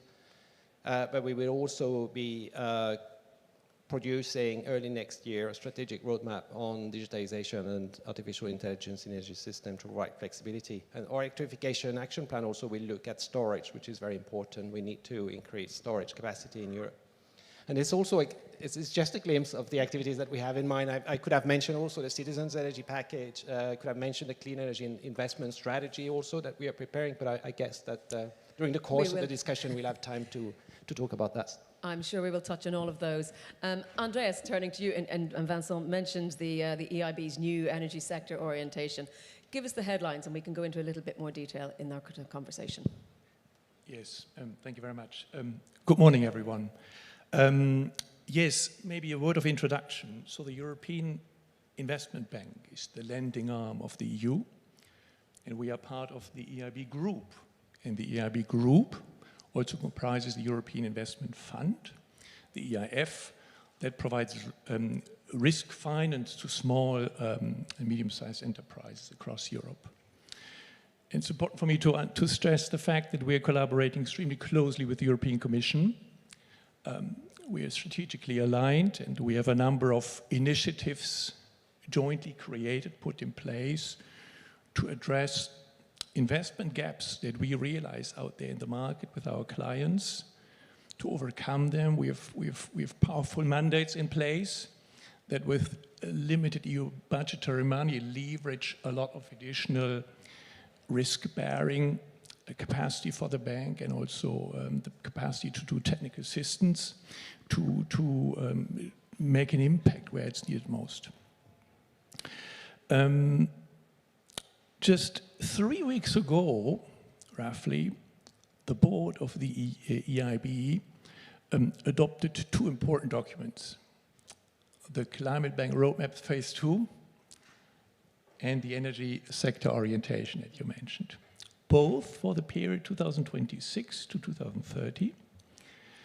They are describing the direction we want to walk in the next 5 years. They are public on our websites. I recommend them as an interesting read. So what does this mean on the topic of today? What does it mean for our energy lending activities, energy activities in the next 5 years? Now, in this intro, maybe only 3 points. Firstly, we stay the course. So our activities continue, we will continue investing only in Paris-aligned activities. And for us, a decarbonized energy system remains the wisest choice for Europe, considering the reality of climate change that we somehow have to address, considering the energy resources that we have and others that we don't have, and also considering business opportunities related to this target. But we also realize that we need to invest more strategically into activities that also boost competitiveness, affordability, security, and resilience. We need to make sure that EU citizens and businesses benefit more from this complicated pathway towards the objective that is so much needed. I will provide more details about our approach in the upcoming panel discussion. Thank you. Thank you. And I see already questions coming in, so obviously we're gearing up for a good discussion. But Frauke, by way of introduction, tell us what your focus is and what your priorities are. Yes, thanks a lot, and good morning also from my side. We heard already quite a bit. I think overall it's clear where we are at the moment in the transition. We often call it mid-transition. We've already come a long way, especially when it comes to the uptake of renewables, the enhancement of efficiency. Fossils still play a role, a significant one, in today's system, but we also know very well that the time where basically cheap, reliable gas was guaranteed is definitely over. And we also see with the geopolitical context that basically Europe is, or we see Europe's vulnerabilities in energy dependencies exposed. The good news is that in the end, the answer to the various challenges that we're facing, to climate, competitiveness, security, comes down to the same core elements. And I would like to name 5 of them. The first one is the backbone. That's renewables, flexibility, and the infrastructure that we need for it. And I would like to rest a moment on the latter part, on the infrastructure, because if we don't get that right, there's a major risk of bottlenecks, but there's also risk of stranded assets and wrong investments. We'll put forward an analysis that we started basically modeling in an integrated manner what Europe's energy infrastructure would look like if we basically calculated together electricity, gas, hydrogen, and CO2, moving towards climate neutrality in 2050. And that actually shows us very, very important findings as to where to put the priorities. I mean, no surprise, electricity is gonna be the big winner, where we have to put more in even than what's currently planned. But it also shows us that by looking in an integrated manner, we can save a lot of cost for Europe's energy system and avoid a lot of these bottlenecks and stranded assets that I mentioned. So first was the backbone. Second is electrification and efficiency. Every kilowatt hour that we use directly is 2 to 4 times more efficient than using that kilowatt hour in the form of hydrogen or e-fuels. It's also broadly 3 times more efficient than using fossil fuels. And this is just not going to change because of the laws of thermodynamics, because of the heat that is being generated. So wherever we can electrify, that is the smart choice. And that essentially also means that we should reserve hydrogen for the applications where it really is needed. Steel, chemicals, shipping, and also long duration storage might be some of those. And there the question is really focus investments in assets and in infrastructure to where really it is needed.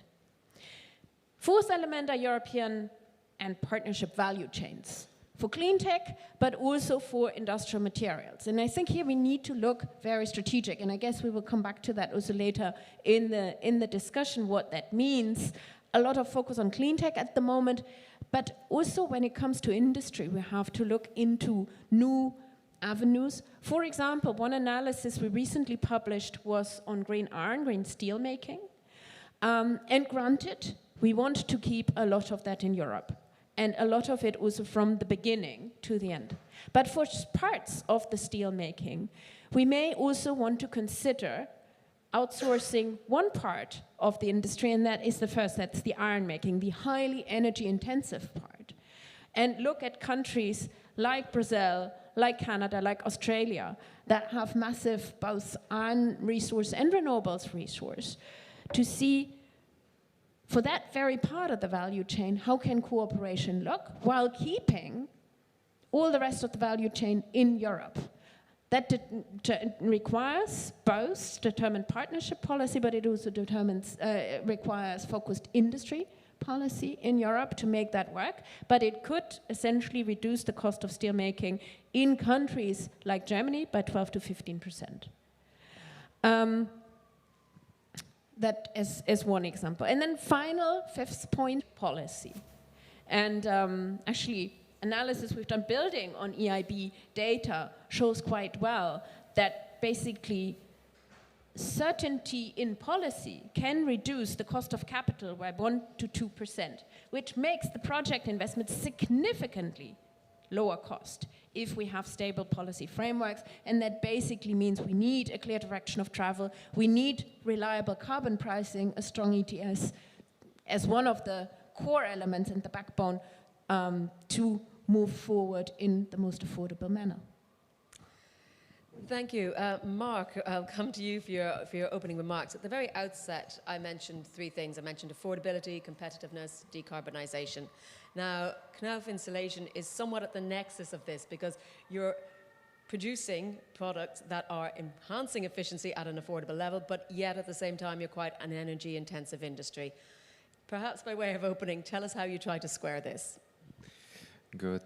So as Knauf Insulation, we're part of the Knauf Group, a family-owned German company specialized in lightweight construction materials.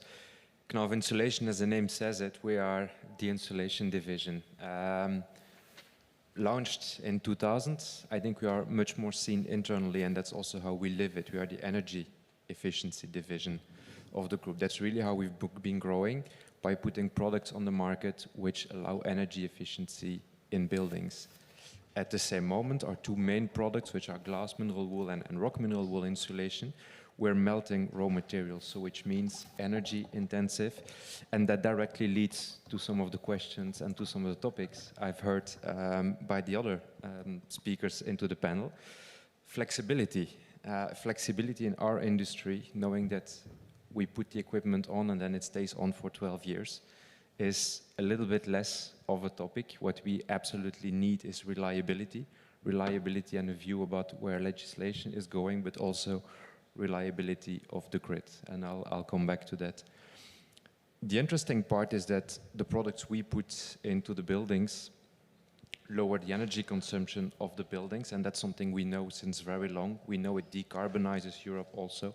But what we've been investing in a lot in the last years is to understand also how the buildings can add flexibility in our electricity grid, to be sure that that lowers the investments we need to make into the electricity grid, which we absolutely need as an industrial player then, because we will need to have access on reliable but also not too expensive electricity in the future. As we have heard, at the moment, electrification is the way forward for us if we want to decarbonize our energy-intensive processes. Thank you. Well, we've covered a lot of ground already, but let's dive into one of the key questions and one of the key timelines. Frauke, let me start with you then. How can the EU effectively balance the need for affordable energy and the goal of achieving carbon neutrality by 2050? And is this the right sort of time frame? First, yes, the time frame is right. And I think I already mentioned a lot of elements before, and I want to re-emphasize the one on investment-grade policy, which reduces costs significantly, and the direct electrification angle, building on the energy sources we have and use them most efficiently. Now, of course, there are other elements, and maybe just highlighting some examples about flexibility, about market design, also about targeted industrial policy and support instruments, and that can make a difference. Now, on flexibility, we made analysis just at the flexibility part of what could be leveraged from homes, EVs, batteries, heat pumps. And looking just at Germany, we found that by 2035, some 100 terawatt hours of flexibility could be usefully deployed in the system if we basically just had a smarter management of these assets that are out there in people's homes. And that could save the German energy system some 4.8 billion euros a year. Now, this is just the figure for Germany, and we have good reasons to believe that a very similar share would be possible for Europe as a whole. Another example from Germany is also work that we did recently on the price zones in the energy system. We basically did very detailed modeling of how would prices in the German power market have developed if we had, instead of one price zone, 22 price areas. And what we found is basically that this would, on average, save consumers €6 a megawatt hour if we basically had better price signals in the market. Now, this is a very, very complex matter. There will be lots of winners, but there would also be some losers if that was introduced like this. So of course, it can't be introduced just like that. But I think the key message is there is so much money to be saved that a lot of cushioning, a lot of basically, well, making sure that we don't have losers in this approach. We have a lot of winners and some that basically keep their place would still give benefits. So what I'm saying is basically cushioning measures would be possible with this extra benefit. So those are some examples of what could be done to still make the system more efficient, more cost effective. And then finally, of course, when it comes to support both for industry but also for households, the targetedness is of the essence. I mean, we talk a lot about technology neutrality, keeping all options open. Well, doing that means spending a lot of money. And in some cases, we know quite well where the efficiencies are. And Europe needs to ask itself, can we actually afford just working with a blanket approach? And where do we need to put focus? And when it comes to consumers, it's not the technology neutrality. When it comes to consumers, it's very much the question of how can we take along, especially the low-income households. Mm-hmm. But I guess we might come to that dimension again later, so I don't want to spend too much on that yet. Thank you. I mean, Mark, let me come back to you, and then I'll bring in the other gentleman. I mean, in your view, you've got a representative of the Commission here on the panel. What should be those key components for the energy strategy that the EU can prioritise to enhance competitiveness and energy security? I think I'll start from an extension of the German figures. We did a similar study, and when we see if today we renovate 1% of the houses, if you bring that up to 2% of the houses between now and 2050, which is also what we need, by the way, to reach our decarbonization targets, what we see is that it's a 312 billion euro money that we don't need to put into the whole energy system on a yearly basis. And that really comes because we are lowering the peak demand, and it's our peak which is extremely expensive by 49%. If you bring that down on affordability for the citizens, that's a 20% decrease on the energy bill for the same megawatt hours, knowing that here they will have renovated, so it will even decrease more because they will be consuming less energy. And so that's really very important, and that's where we are looking to affordability. We have the Energy Performance of Buildings Directive. We know that that is the tool that can help us forward, where we need to focus on this big renovation. And I always have that double message. It's clearly because that is what we need to have, that decarbonization.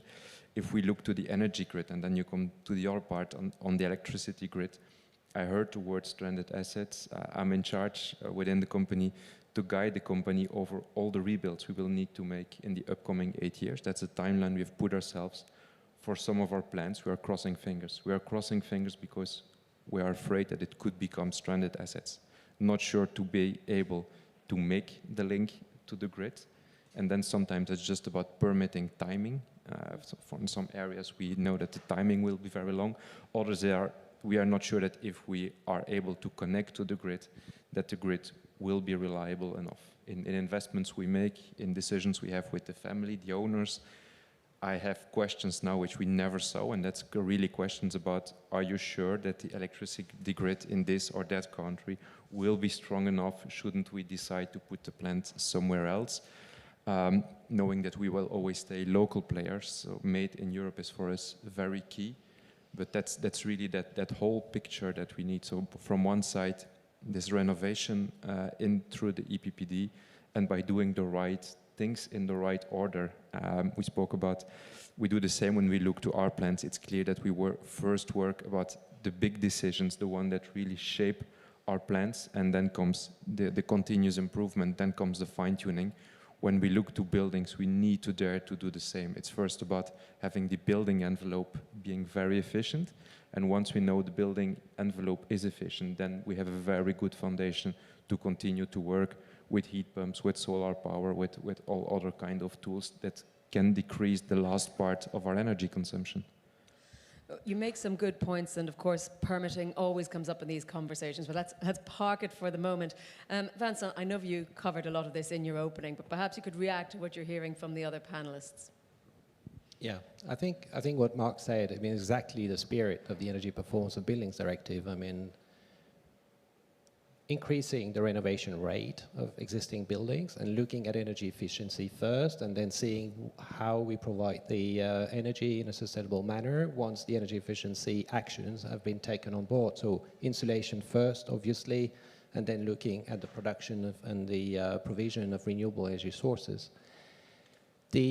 I'd like to come back to your question, because you ask about whether there's a trade-off between competitiveness and the transition. I think one has to recall that renewable energy sources are the cheapest sources of energy today. I mean, and that explains why there's a boom of wind and solar in particular, and that explains why we have last year we had nearly half of our electricity consumption covered by renewables. So I think that is really an important point. I mean, you can invest in renewables and become more competitive.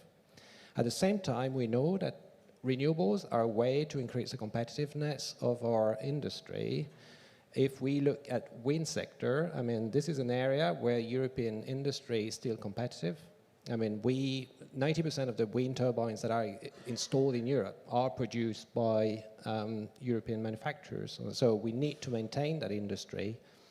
And the same for heat pumps and other technologies. Of course, when it comes to solar, it looks like China is dominating the market, providing more than 90% of all the PV panels that we are installing over the world. They have an overcapacity. So the situation is completely different. It depends on technologies. But there is scope, I think, and that was said earlier, to develop a clean tech industry in Europe, and then provide mechanisms through the procurement, for instance, or through the Net Zero Industry Act, to encourage the uptake of technologies that are being made in Europe. Well, that's a good point, because it's actually one of the questions I see from the audience, from Min So Kim from Eurelectric, is actually saying it seems China has decided through its rhetoric and policies that its competitive future lies heavily in clean tech. What does the EU need to do, not just to come to the same conclusion, but also to bring about such an alignment between clean tech and competitiveness? And I did want to come on to this question as well. And Andreas, perhaps you can tell us in what way the EIB's new energy sector orientation can support the development of this clean tech, energy and infrastructure of the future. Microphone. Microphone. Yeah. Oh, here's mine. Thank you. I think it very much can so. Maybe starting from few numbers, in 2024, the EIB alone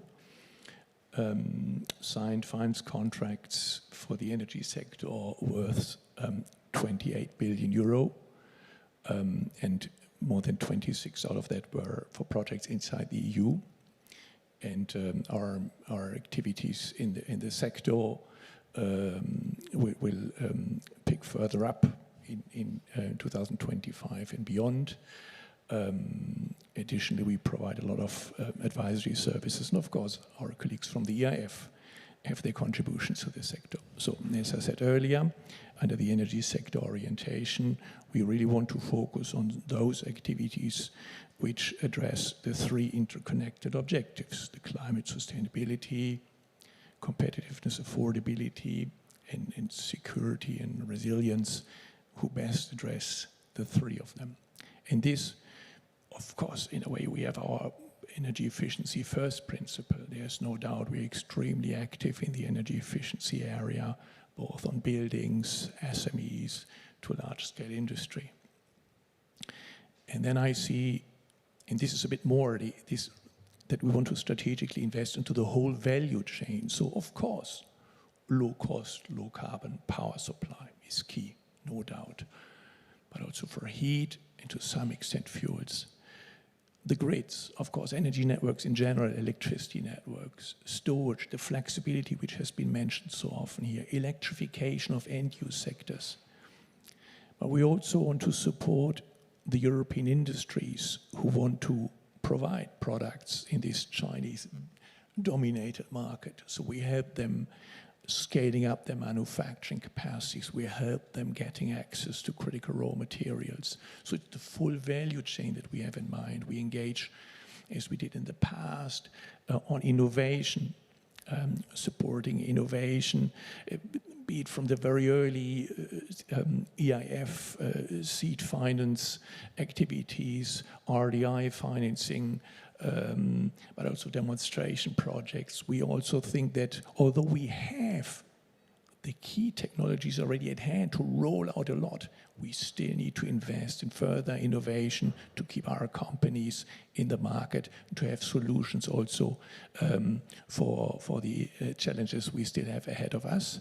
And finally, we continue observing the market, whether there are any investment gaps. Is there any barriers that we need to overcome, potentially with new facilities, with new instruments, with new solutions, and we continue working on this to do more of the good in future.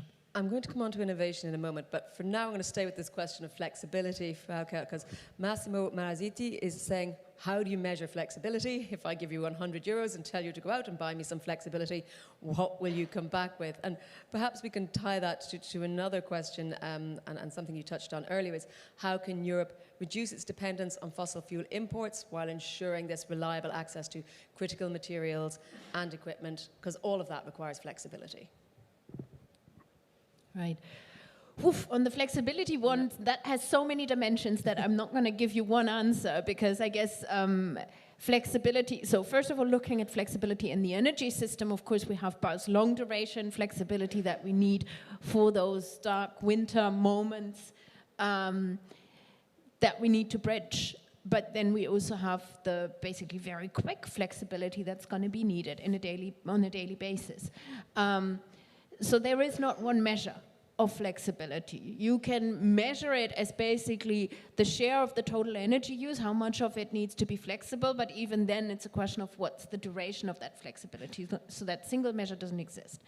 Now, that doesn't mean that we don't need to continue on it, and we have those flexibility needs assessments to be conducted that give a lot of, insights on what is needed in the various member states, but also basically, again, the price signals that need to signal where the flexibility is needed, that need to be allowed in the markets in the right way. Now, on your second question, on the resilient supply chains moving away from fossil fuels, I think, first of all, let's not forget that when we talk about fossil fuels, some 350 billion that Europe spent on those imports last year, those are operational assets. So basically, as soon as there's a disruption, our system falls flat, and we experience that. Now, if we talk about the renewables-based energy system, we're talking most often about CapEx, about capacity that is installed in Europe, meaning the vulnerabilities are different, are less immediate when it comes to supply chain problems, and still we have to take these challenges very seriously. And Agra published an overview paper on the energy security debate last month, where we basically came forward with a three-tier approach when it comes to addressing energy security in the system. And we basically distinguish in the first tier about anything that is essential to the functioning of the energy system, of the power system in particular. That means any software that is relevant for monitoring, maintaining, managing the power system, but also power electronics directly connected and interacting with the system. And this is the focus point basically for Europe, to make sure that we have control on those elements. The second tier is basically any material and inputs that are essential for Europe's industry to function. So talk about certain components for the wind industry or battery parts for vehicles, inputs that basically matter. That is an important vulnerability as well, and here Europe needs strategy. We will probably not be able to do everything here, especially if we want to balance it with competitiveness and cost. But see what needs to be done here. Where does Europe need to invest more in strategic partnerships? Where does strategic stockpiling make sense? So there are various routes that need to be used here to make sure that the vulnerabilities are addressed. And then we have the third tier, which are essentially mass market products. That, of course, everything comes with a certain vulnerability, but that would not basically, even if there were disruptions, would not fundamentally shake Europe's energy supply or the functioning of the industry in the near term. And I think this distinction is very important when we look at prioritizing where Europe really needs to focus in domestic capacities, where it's partnerships and where it's a lesser priority, because we will not be able to do everything at once, and we will also not be able to do everything domestically if we want to do it affordably.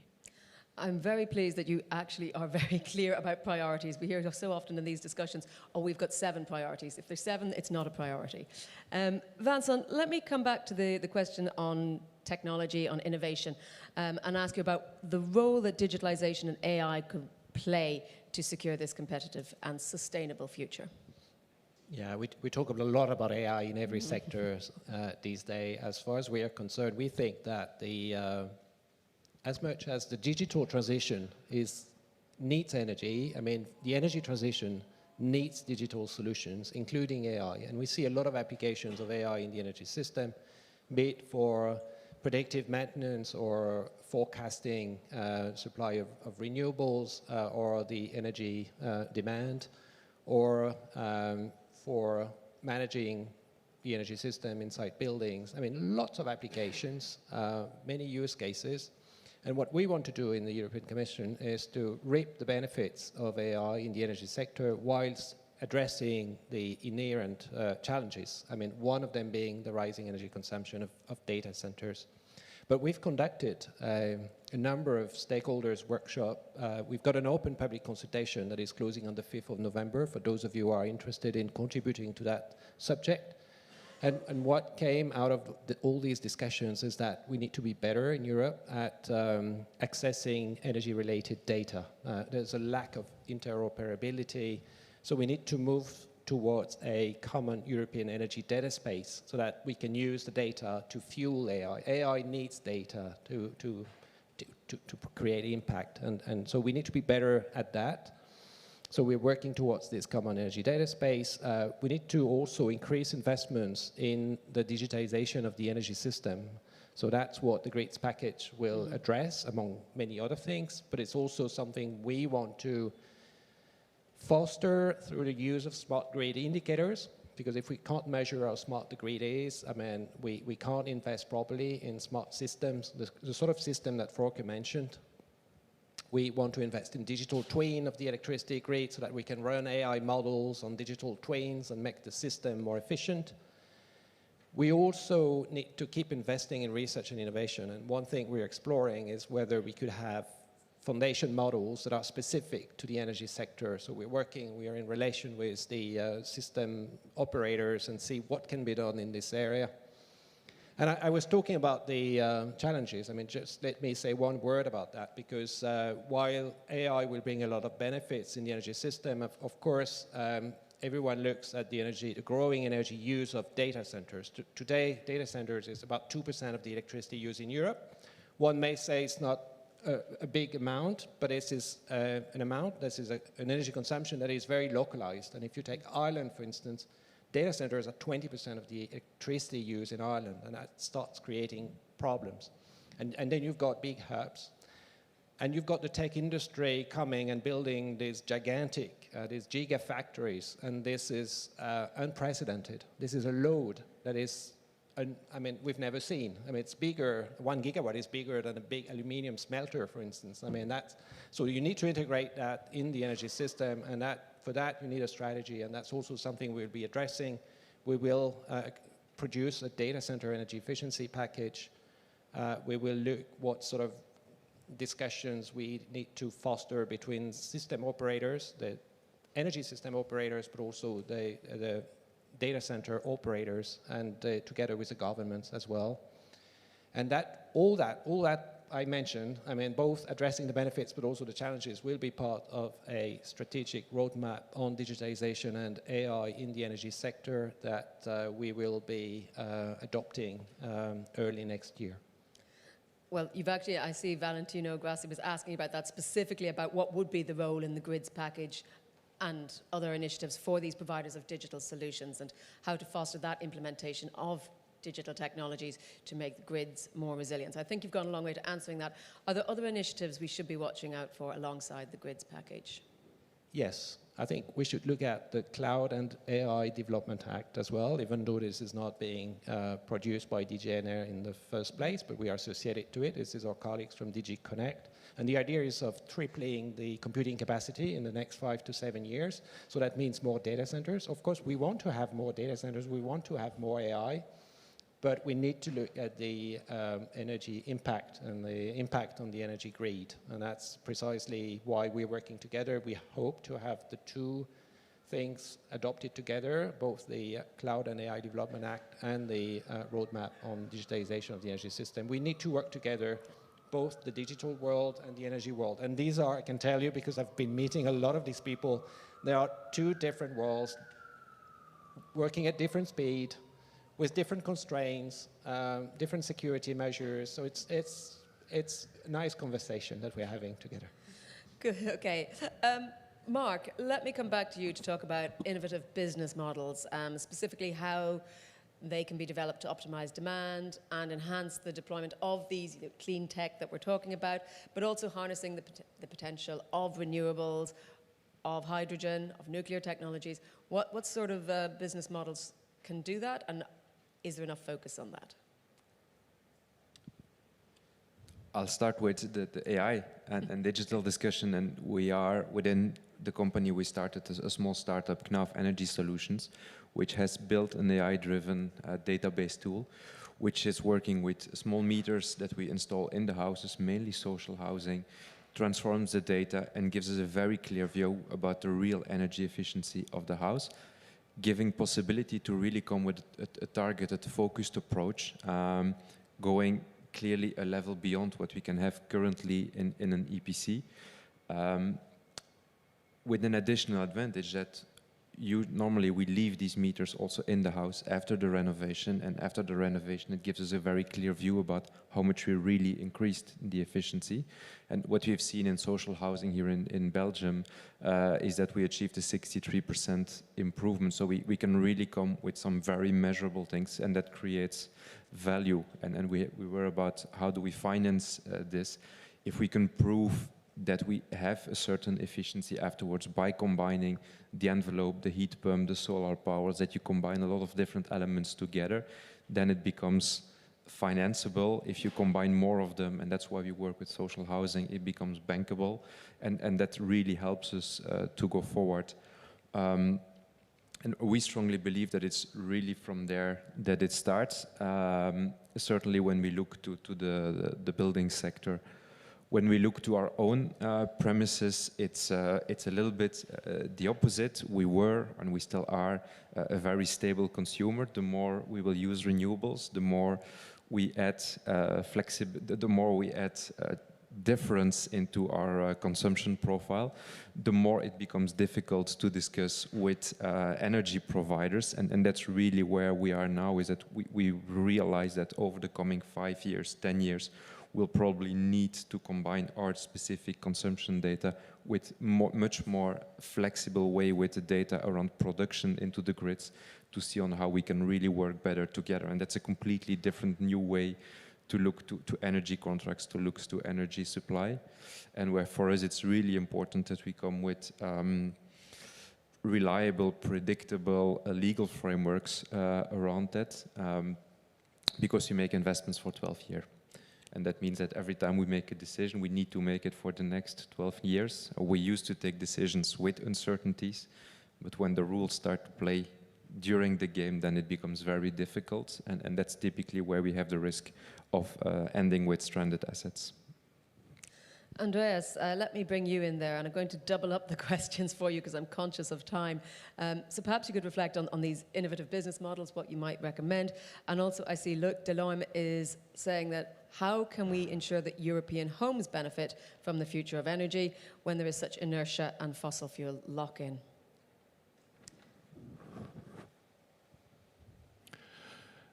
How can we ensure that European homes benefit?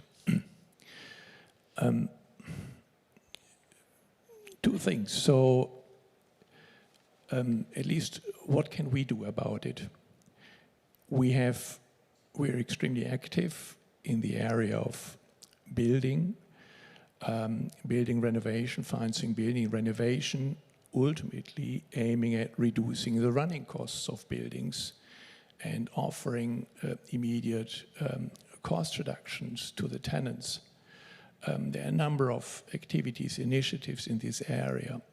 Also new buildings, they need to be compliant with net zero energy standards, or even better, to be eligible for the bank.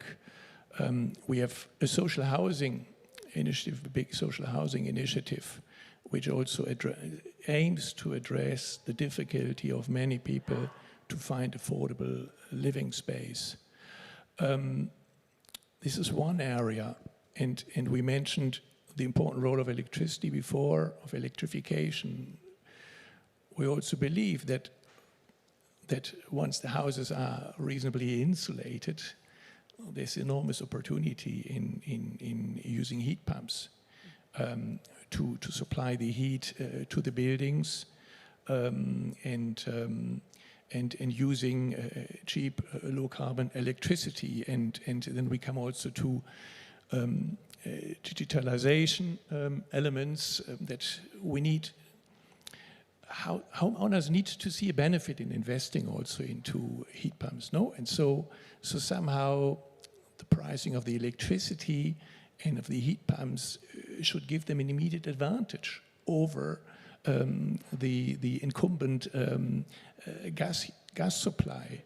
This will mobilize many more people, of course, and in doing this investment, which makes so much sense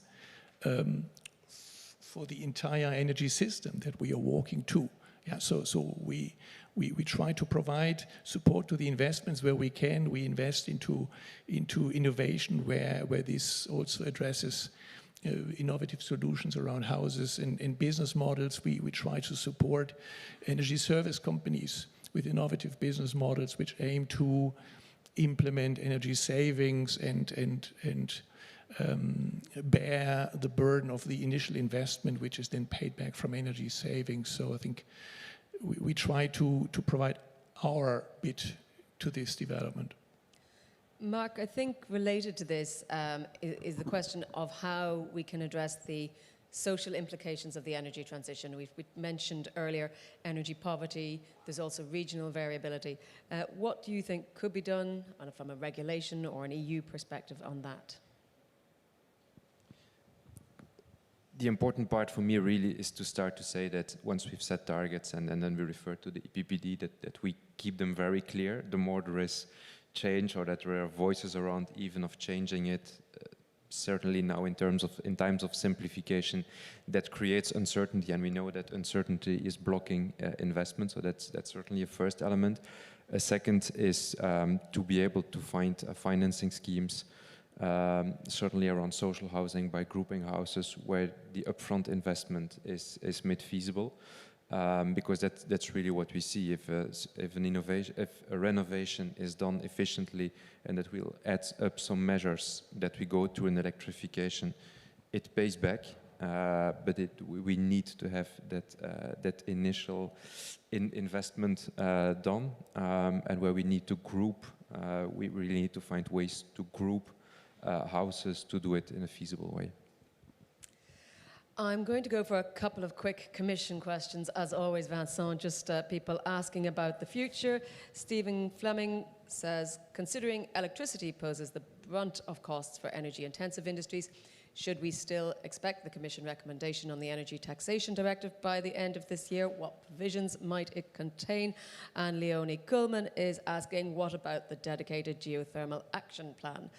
Can you give us any insight into either of those? Which action plan, sorry? Geothermal. Oh, geothermal action. Yeah, I mean, starting with this one, I mean, that's something colleagues dealing with renewables are working on. I think it was a request from the Parliament, I think, to work on this. So a number of meetings have taken place. There will be a heating and cooling strategy, or at least a big chapter on heating and cooling next year, together with the electrification strategy. When you talk about heating and cooling, you have to talk about geothermal energy. I mean, so that's a source of energy where we still have some leaders in Europe, which is providing base load, which is very interesting, of course, for the energy system. So that's a source of energy that the European Commission is committed to developing further, including through research and innovation. So we have in Horizon Europe some priorities addressing geothermal energy. So that's something we will be looking at. In terms of taxation, you will see in the Affordable Energy Action Plan that what we say is that member states have the capacity to reduce taxes. I mean, that's a big part of the energy bills of every consumer. So we encourage member states to look into that lever to reduce energy prices in their country. When it comes to European level, of course, the taxation requires unanimity, and that, of course, makes it more difficult to act at European level. Thank you very much.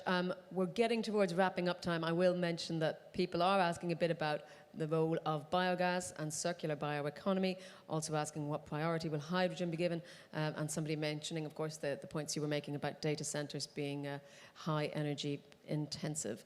I think we'll go to a final round to wrap up. Wopke, I'm going to let you have a word on what you would like people to take away from your perspective of this panel. I think for me, one point that stood out was very much the efficiency of Europe's system as a whole. And that is, again, very much, well, you mentioned the envelope, especially when we look at buildings, which remains the big energy user. But then it's electrification. Electrification, we talked about buildings a lot. We didn't mention transport much, but same story. We also didn't talk very much about electrification of industry, but I do want to maybe use that or highlight that as a point to go away with, because the single biggest user of fuels in industry is for process heat. And for process heat, 60% of the not yet electrified process heat could be electrified with technologies on the market and available today.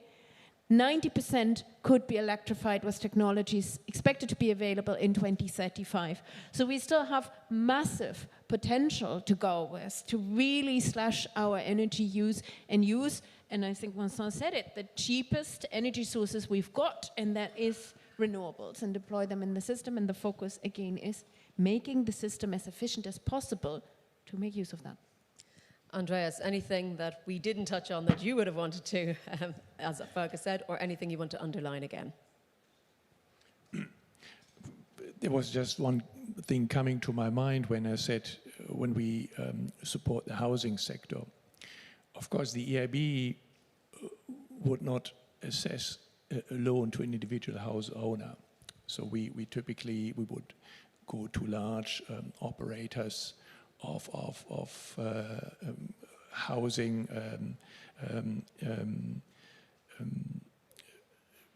housing projects, or we would go via commercial banks and national promotional banks who have the access to the final beneficiaries, and then we would on lend through them to reach the people and helping them to make the investments. No, otherwise, I've the feeling that the four of us here, or the five of us, I don't know, are pretty much aligned. So we have a common objective. It was, I couldn't agree more to what has been said. And, but we must be aware that there's also serious concern and criticism out there. And we need to find ways to reach our objectives and on the pathway to make it acceptable to everyone, at least to the majority involved, and take very care of those most vulnerable groups in our society, that they also can join this direction. So this would be my final words. The moderator's nightmare when everybody on the panel agrees. Vincent, we've talked a bit about the upcoming initiatives. Anything else you want to underline in terms of what we should look to the future in making these technologies scalable, commercially viable? Anything else that you want to say as a final word?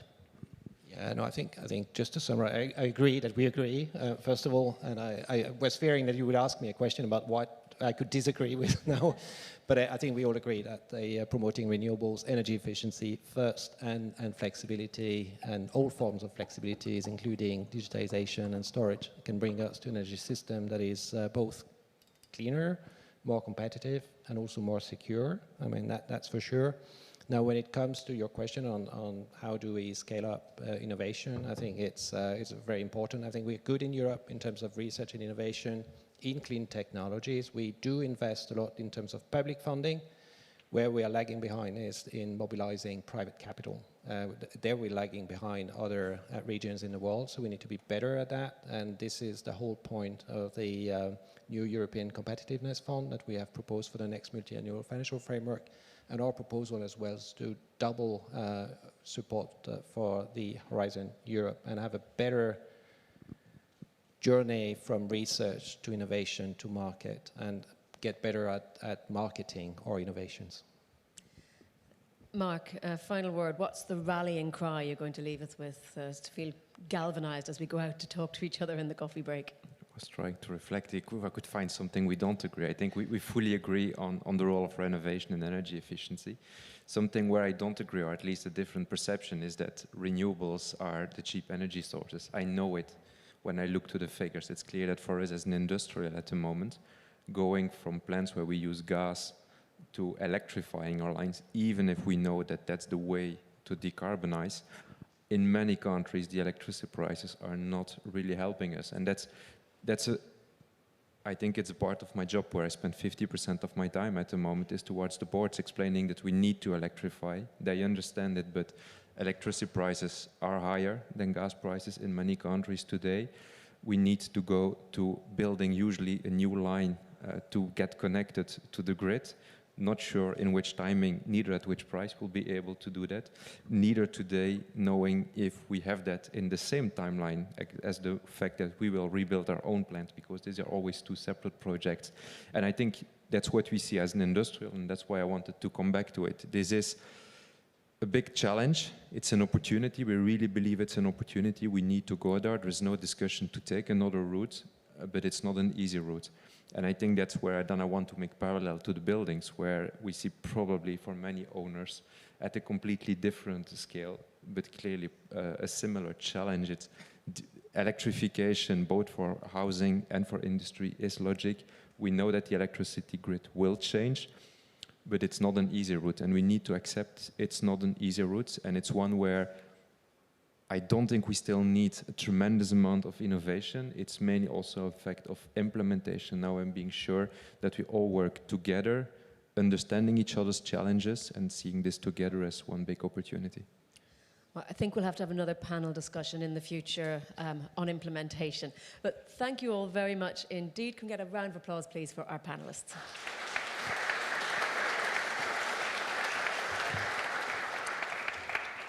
And thank you once again as well, Knauf Insulation, for sponsoring us today. We're going to take a short coffee break. It is over here in the side room, and we'll be back here at 11:45 for our next panel on securing critical raw materials, trade, partnerships, and sustainability. So grab a quick coffee and come back.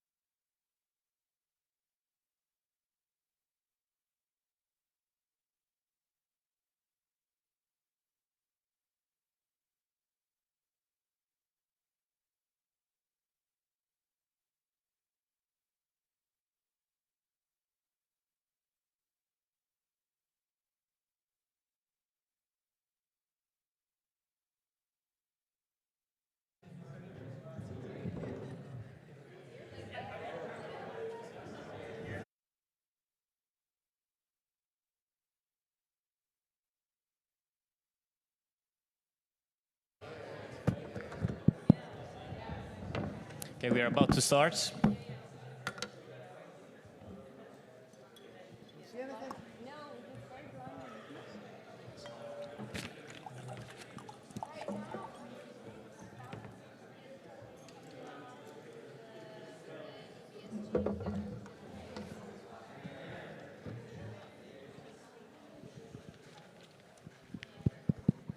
Thank you for coming. We are about to start. If you want to take a seat.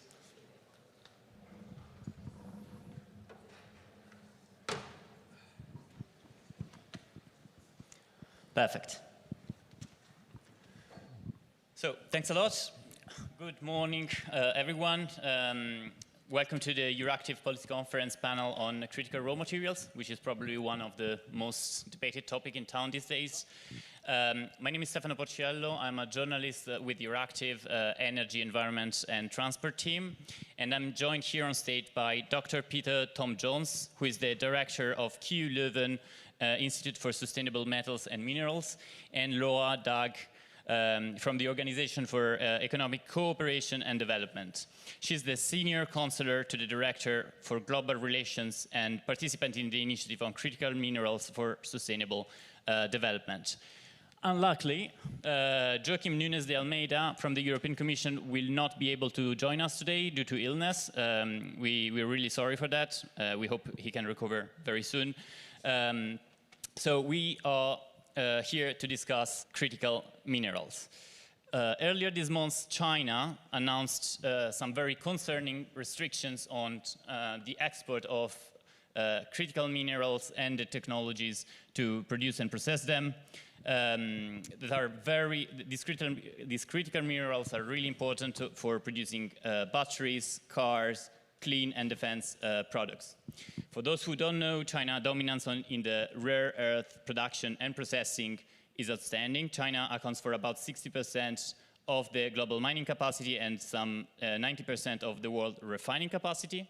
And on Saturday, the European Commission President Ursula von der Leyen said that we will try, meaning Europe, will try to discuss, to find a solution with China, but also announced a new initiative called Resource EU to boost Europe's independence.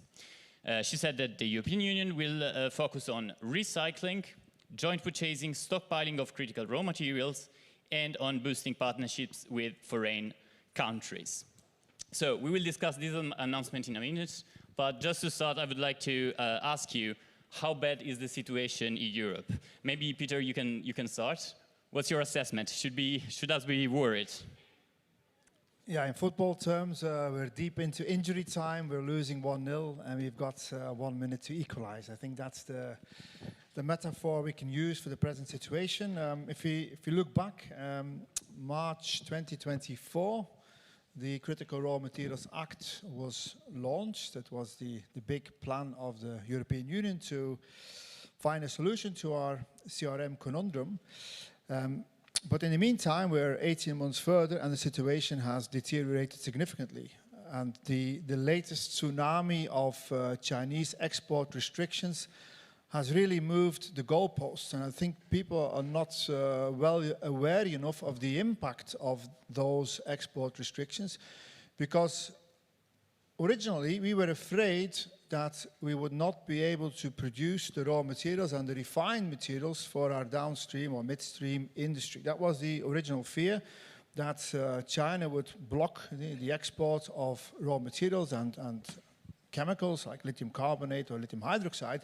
But now they've moved the goalposts in the sense that the export restrictions are not only for the materials themselves, they are for the technologies to produce the materials, and adding further insults, it's also about the manufacturing equipment that is needed to produce materials or downstream PCAM, CAM, or your final battery cell. And for example, Northvolt, the company we all know here, they have Chinese equipment to build battery cells. So in this new wave of export restrictions, China could basically have veto power to stop the export of the equipment that we would need to build our supply chain. So this means that basically China just wants to sell the final product. They want to sell the BYD car, They want to build a wind turbine, they want to sell the wind turbine, the electrolyzer, the heat pump directly to the European Union, and they don't want the EU to still be able to produce that, that kind of clean tech product. So we're really in a much worse situation. So it's another wake-up call, I could say, but a wake-up call only works if you get your ass out of bed. And I think that's what we don't understand yet, because we keep saying that we have a wake-up call. We've been saying this for the last 5 years. It reminds me of Monty Python, the famous episode where they're talking about the fact that they need more action against the Romans, and they speak for 10 minutes, and in the end they all agree that they need another meeting to decide on how they're going to have more action. I think that's basically the metaphor for the European predicament at this moment. Can I ask you just immediately a very quick follow-up? Are we in the middle already, or a very strong crisis, or the consequences will be seen more mid-term, long-term? Or do we need an immediate reaction from the EU? Yeah, we needed a reaction yesterday, not tomorrow. So it's truly an existential crisis. And I think this is also what von der Leyen has finally realized. If you've read her speech that she gave in Germany last Saturday, you can see a different tone of voice. I think for the first time you actually she understands that we are in real trouble. Whereas in the past we were sugarcoating, we were pretending that, yeah, we have some supply chain issues, but we're going to solve this. We are Europe, we have a common market, and we have strong policies. But now you see in the language she has used, you see the fear is there now. And I think finally they understand that we are in an existential crisis. Mm-hmm. Thank you very much. Just before I ask Laura my first question, I would like to ask you to use the QR code that you can see on screen. This is Lido. You can send the questions directly to the audience, to the panel. I will read them, so please start typing them as soon as you have an idea of the question you want to ask. So, Laura, your turn. Can you explain us in a couple of minutes what is the OECD understanding of the current situation, and also what is the role of your organization in tackling it? Sure, thank you. Thanks for the invitation today. Delighted to be able to talk about what the OECD is doing, and I think it responds in a bit to what Dr. Jones has said. It's a very dynamic policy environment, and the OECD is kind of the center of that nexus, working with, we have 38 member states, obviously, including the US, Australia, Indonesia in the pipeline to be an accession, but Chile. So both, producing and consuming countries within the OECD, but also we work very closely with the G20, with South Africa, the G7, Canada, and the EU. So there is a lot of policy thought going into this. It's very dynamic and looking to respond to this, what I think has been called by some people rematerialization of the economy, where we're seeing these geopolitical tensions play out in terms of inputs into industrial processes. So it is something that the OECD is very concerned about, particularly the concentration and restriction patterns in global critical mineral markets. It's one area where the OECD is very active. We've been tracking these restrictions since 2009. There's been a huge acceleration we've seen, particularly even just since 2023. So our inventory of export restrictions on industrial raw materials tracks policy developments globally and helps government assess these risks. We've seen over 500 raw materials are subject to at least one area of restriction. So this really is having an impact. I suppose what we try and do to respond to this is to provide the evidence base and the policy dialogue to deal with it, to identify the choke points, assess the export trade measures, and promote responsible investment across the supply chain. I think we're really seeing, I suppose, with our global reach, that this is something that we need to respond to and that we need to work with the EU to be able to respond actively. Okay, thank you. We'll go more in what this means concretely later on, but first, the Resource EU plan that was announced by the Commission. You said the Commission should have responded yesterday, not today, but there is a change in the tone of voice. At the same time, among the proposals or the ideas that von der Leyen put on the table, what is new? To be honest, I don't think there is a lot of new things in there. I think it's a repackaging of what is already mentioned in the Critical Raw Materials Act, which is actually a good document, and it's very clear about what needs to happen. The only problem is that it's very difficult to make it happen. So it's easy to say certain things, but it's way more difficult to implement it. So one of the pillars that you see in the speech of von der Leyen was circular economy, and she's saying very clearly, look, if we import BYDs from China, then let's at least make sure that we keep them here and we recycle the materials that are embedded in those cars. The problem is that is not happening at this moment. If you speak to companies like Umicore, who are one of the vanguard companies in terms of battery recycling, you see the problem for battery recycling in Europe is not that we don't have a technology to do so. Umicore's technology is state of the art. The problem is that we don't have feed to recycle. And the reason for that, apart from the fact that we're still waiting for the large volumes of end-of-life batteries to come, but the main reason is that the battery waste, the battery scrap, and the black mass we're producing in Europe is all transported to China and Korea. So we're actually exporting our critical metals. So we say on the one hand that we want circular economy, we want recycling of the critical metals, but we don't have an export ban which would actually solve this problem pretty easily. So Umicore is waiting for the black mass or the battery scrap, the end-of-life batteries, but we're just exporting it. We're doing the same thing for steel scrap, we're doing the same thing for aluminium scrap, non-ferrous scrap. So, and that's the problem of the European Union. We are not the United Member States of Europe. It's every member state, every company fending for themselves. And that's the difference with China, of course. That's a clear policy plan. Someone could argue that this is the situation now, but at the same time, the Commission has proposed to boost recycling, to boost joint purchasing, and all these ideas. The point is, if we start implementing that, where are the most where do you see shortcomings? What do you see that? Where do you see the risks? Well, if we talk about battery recycling, which we are not doing at the moment in Europe, or we're making black mass, but we're sending the black mass to Korea and China.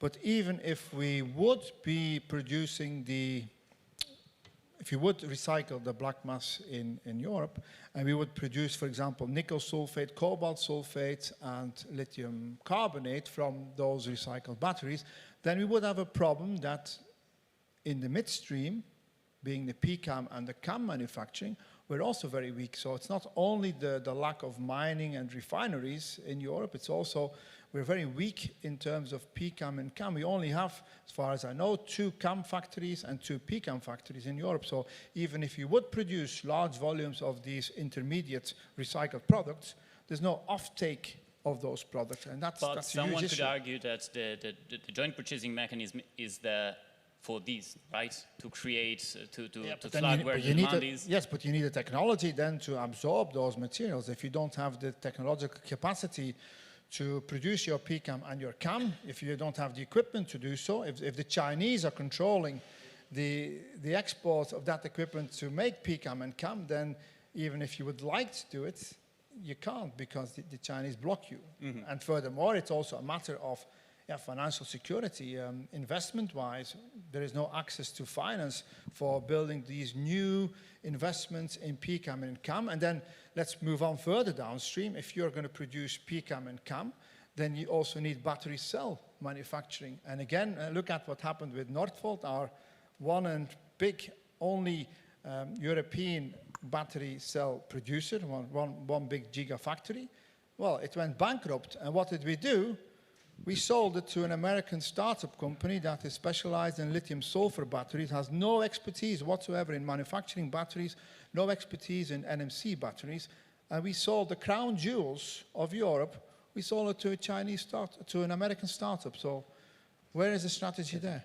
Laura, about the proposal of the European Commission, joint purchasing, stockpiling, is there something that where the OECD has experience and could give advice for Europe to be effective?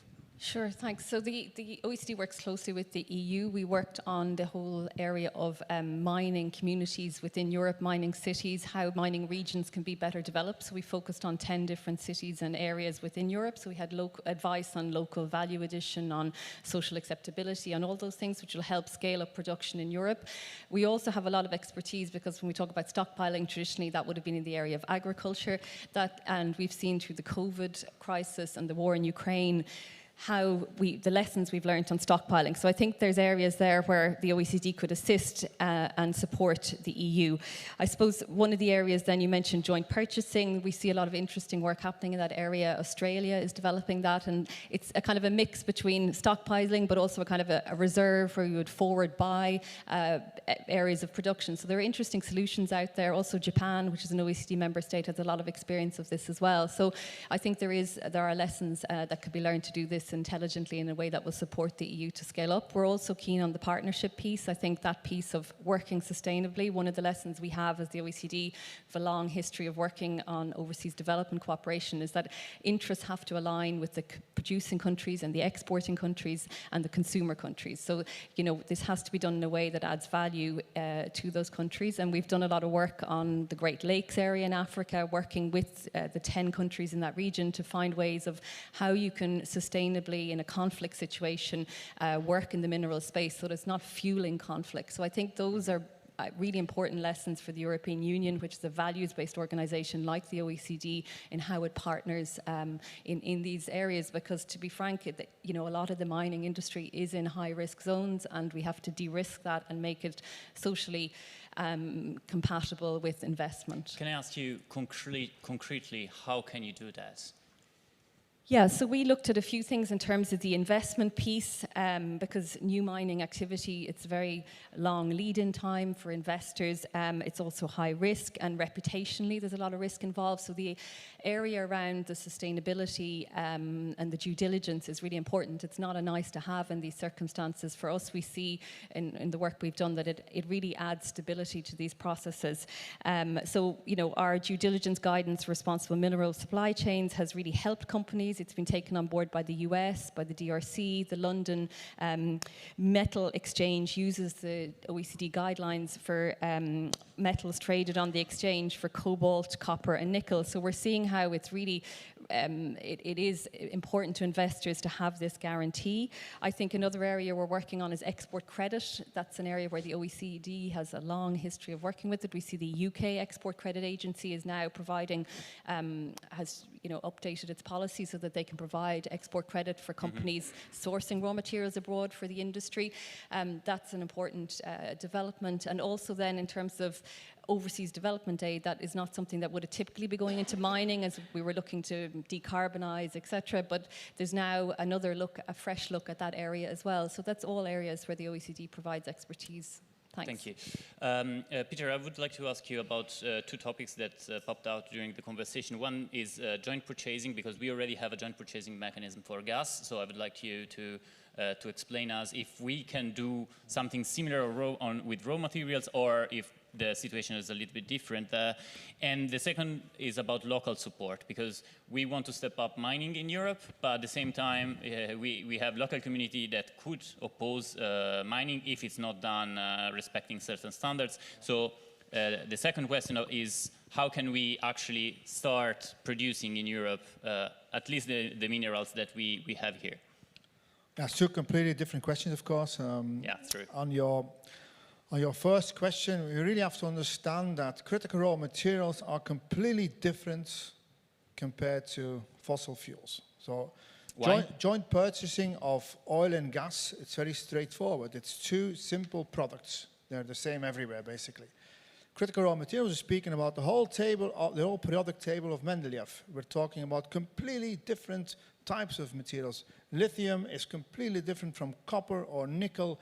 The rare earths are completely different from nickel or cobalt, whatever. So you really need a horses for courses approach. So it doesn't make any sense to speak about one silver bullet solution for all critical raw materials, because frankly speaking, the rare earth market is a very small market, very specialized, whereas copper is a massive commodity market, globally traded, global prices, completely different situation. So what might work for rare earths, and I do believe that joint purchasing and stockpiling could maybe work for rare earths, because it's such a limited volume that you need and such a specific type of material, but it's not going to work for nickel or for lithium or for cobalt. The other thing that is also mentioned there is the stockpiling, which might work for oil and gas, but it doesn't make any sense to try to stockpile lithium hydroxide, which is the key lithium chemical our CAM factories need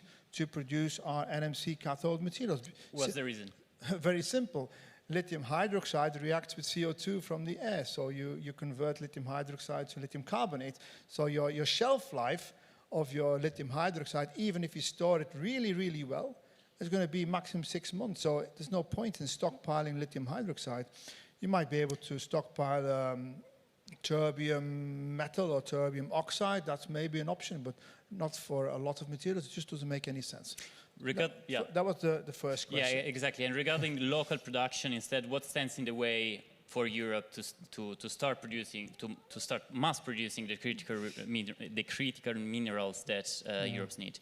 How much time have I got? 2 minutes, max. Well, first of all, let's make it very clear. The European Union does not issue permits for mines in Europe. The issuing of permits is done by the member states and by the regions. So even if the European Union says in its Critical Raw Materials Act that we need to make sure that we can provide permits within, what was it, 27 months from the moment of the environmental impact assessment has been submitted until the issuing of the permit, then the European Union does not have that mandate. That mandate is with the member states who still follow their own procedures. So it's very difficult to force the member states to work faster. And that's, again, my key point. We don't really have a European Union. We should have a united member states of Europe with one vision, one way of working together, but we don't have that. We have a fragmented group of member states. That's one thing, the permitting. The second thing is the access to finance. Without access to finance, it is extremely risky, for example, today to start a lithium mine. If the global lithium price today is so low, any European lithium mine would be operating at a loss. Very simple, because the price of lithium at this moment is geopolitically manipulated by China, who are flooding the market with cheap lithium produced at a huge loss from their own lepidolite mines. As a result, they flood the market, price extremely low, and the few lithium mining projects we have in the pipeline basically cannot function without support, political support, financial support, and that's where we have a problematic situation, because there is no clear financial support. Even the strategic projects within the Critical Raw Materials Act, they don't have access to direct financial support, which is the opposite of what the United States is doing. And look at Donald Trump. He gave, if I'm not mistaken, a $2 billion loan to Lithium Americas to start producing in that mine. They gave minimum prices to MP Materials to produce rare earths. So they're forgetting the invisible hand of Adam Smith. Forget about that. Free markets. It's gone. And so it's state capitalism. It's pure state capitalism. It's direct investment, private equity, state equity in the mines, direct price support, output-based support. It's a combination of all kinds of financial mechanisms. And we don't have that in Europe.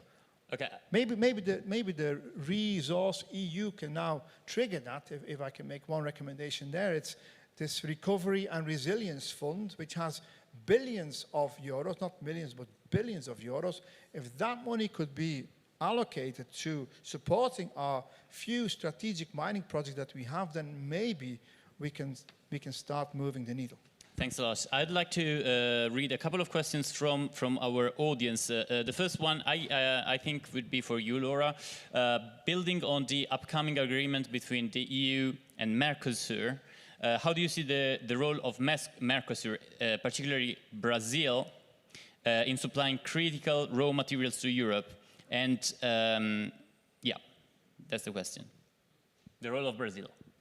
Sure. So Brazil, yeah, I think there is a role there, the Latin American countries, and particularly we work with Chile, Peru, Bolivia, so there's all of that is happening already. I'm not going to comment on the OECD, the EU Mercosur, but I think it does open opportunities for greater cooperation with the European Union, and that's part of those diplomatic partnerships. There's critical mineral partnerships that the US is proposing.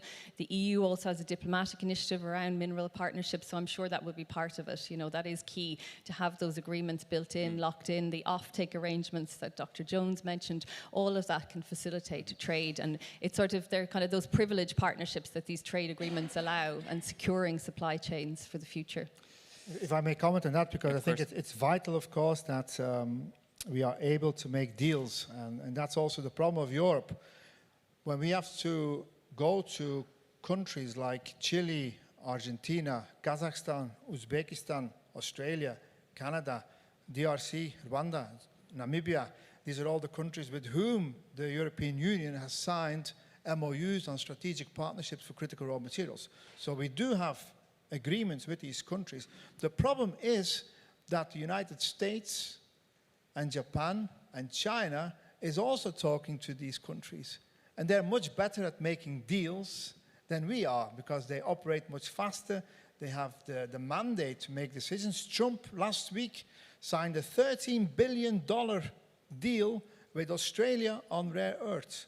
So we are talking also to Australia. We have a Horizon Europe call working together with Australia, but that's a matter of millions of euros. When the United States are dealing with Australia, they're speaking in terms of billions of euros. So that's an order of magnitude of 1,000 higher. And I think that's the problem for the European Union.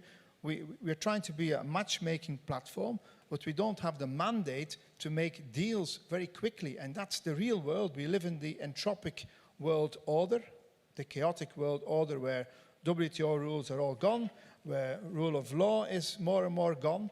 And it's a matter of getting deals done. And we know one president in a certain country is very good in getting deals done. And we are just simply too slow. And it's not, I'm not blaming specific people within the European Union that we are too slow. It's the institutional structure of the European Union which stops us from being fast. It's just impossible to do so, because that's the way we are organized. Maybe if I just come in on that, I think maybe a more optimistic note is that, you know, I think the G7 have stepped into that space. So they have an action plan on critical raw materials, which will probably be making its way into a roadmap in the future. And that involves cooperation with the countries like you've mentioned, the US, the big G7 countries, so that we're not competing, and that there's effective multilateralism trying to build solutions. One counter example. It may be slow, but it may yield results through the future. United Kingdom was ready to kickstart a rare earth refining company. Everything was set up. 2 weeks ago, they decided to pull out of the UK, and they went to the United States for the simple reason that Trump says, I'll give you the money, I'll give you the permits, no worries.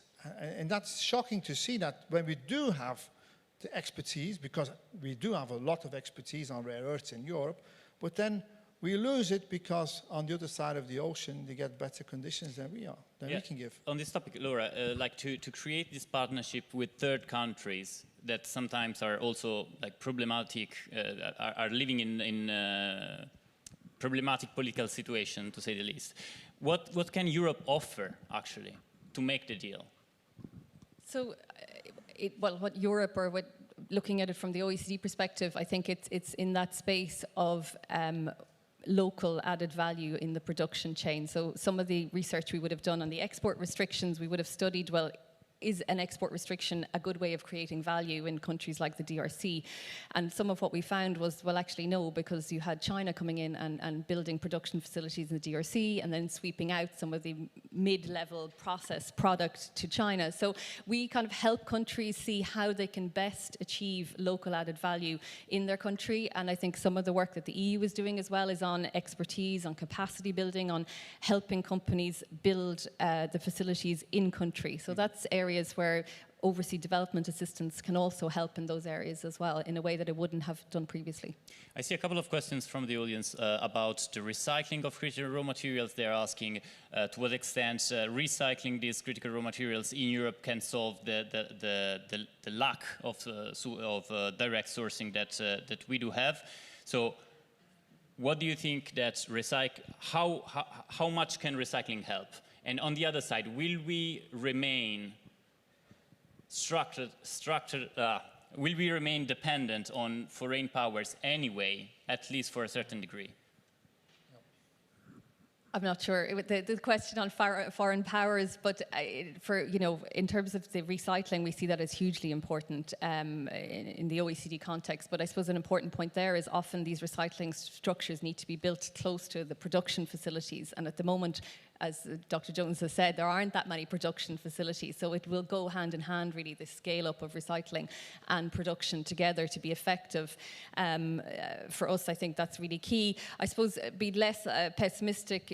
There is quite a network between G20, G7, OECD, between producing and consumer countries, and we see that policy space is very dynamic, becoming more and more structured as the countries really scale up to respond to the challenges and the tensions that we're seeing.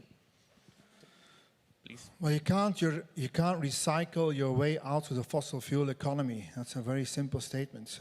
Because first you need to build it, then it goes into use, then it goes into a second life, and only then it becomes available for recycling. So if we still have the majority of our cars, which are fossil fuel-based cars, first they have to be replaced by electric cars, and then 10 years later they will slowly become available for recycling. But there's a huge time delay between the circular economy and the recycling economy. So it's really a massive difference. I was actually one of the co-authors of a report that calculated how far we can get by the combination of demand-side management, recycling, responsible sourcing from countries that are having the same ESGI standards as we do, and the conclusion for the battery raw materials was that the vulnerable supply of CRMs for battery raw materials from countries with low ESGI standards and with countries that we prefer not to work together, that vulnerable supply is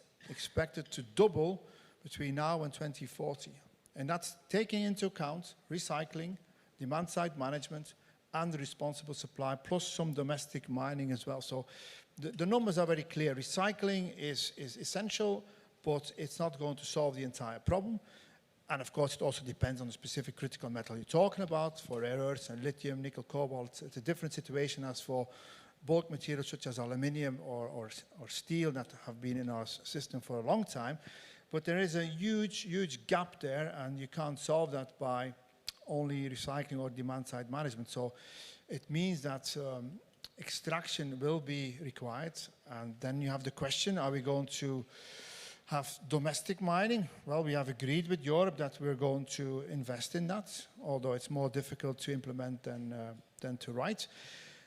But it will have to be combined with a responsible supply. So I do agree we need to work together with resource-rich countries, and we have to work towards win-win partnerships where some of the added value creation is also done in those countries rather than just what the Chinese are doing. They're going into Africa, they're bringing the Chinese workforce, they're producing concentrates, and they're shipping the concentrates to China for refining. There is no added value for Africa whatsoever. There is no employment for local people. They only get the social, environmental problems. When we work together with, for example, Chile, then it's clear that there is a lot of added value creation in Chile for lithium. They will do the extraction and the production of the lithium hydroxide or lithium carbonate chemicals, battery grade, and they can be sent to CAM factories in Europe to produce our cathode active material. That's a win-win partnership. There is sufficient added value creation in Chile or Argentina and in Europe. And I think that's where we have to work together too.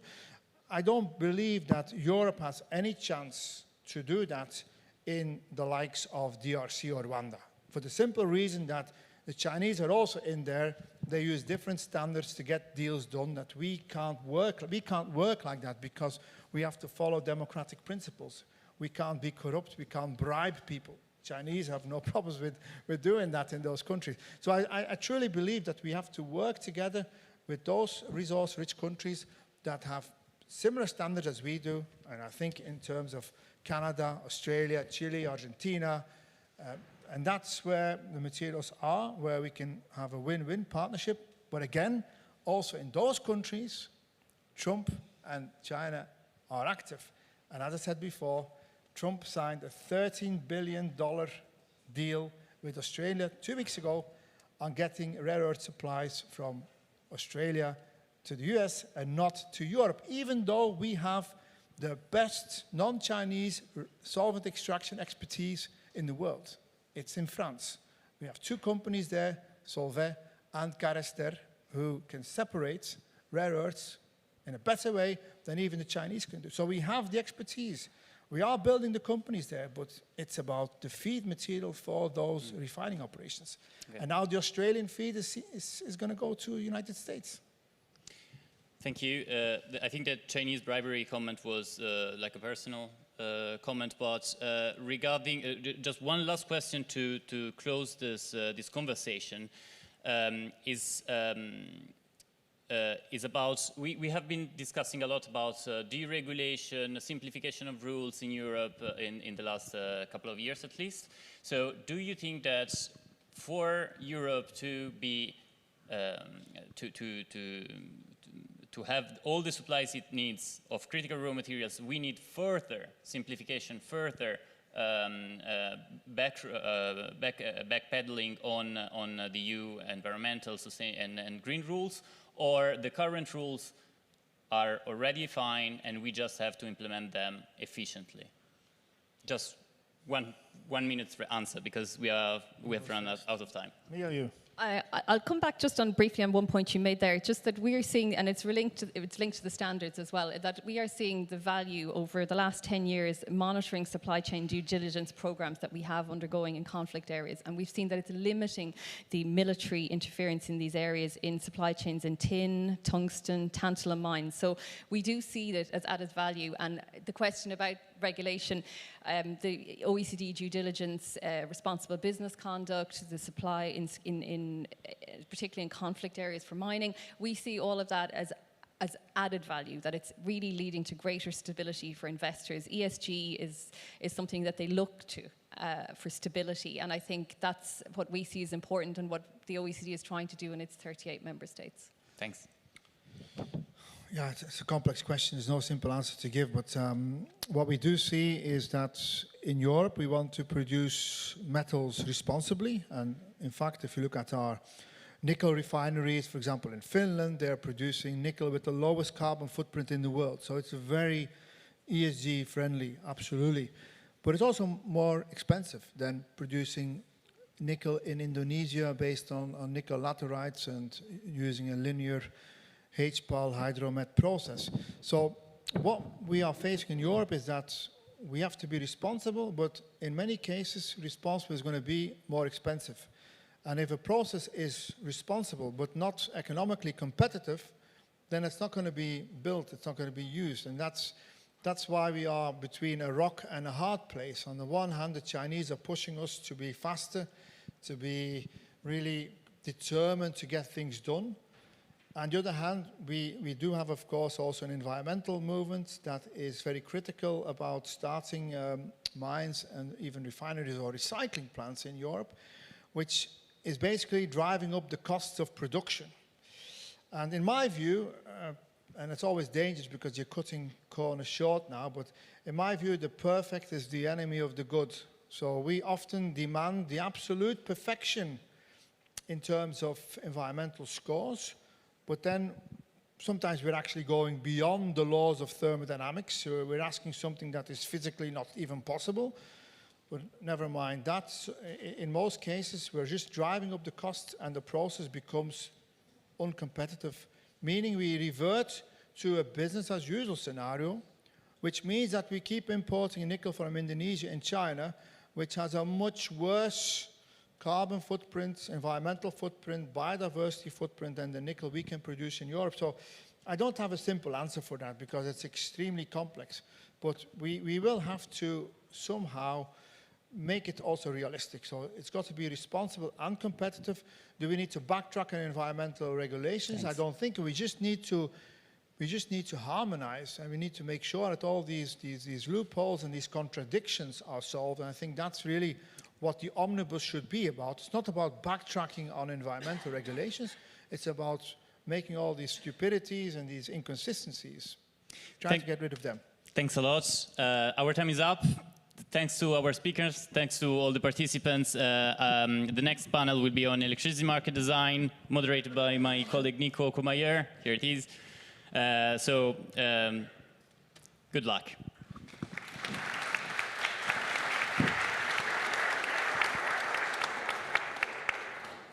Thank you very much. Thank you. A lot of topics to cover. Yeah.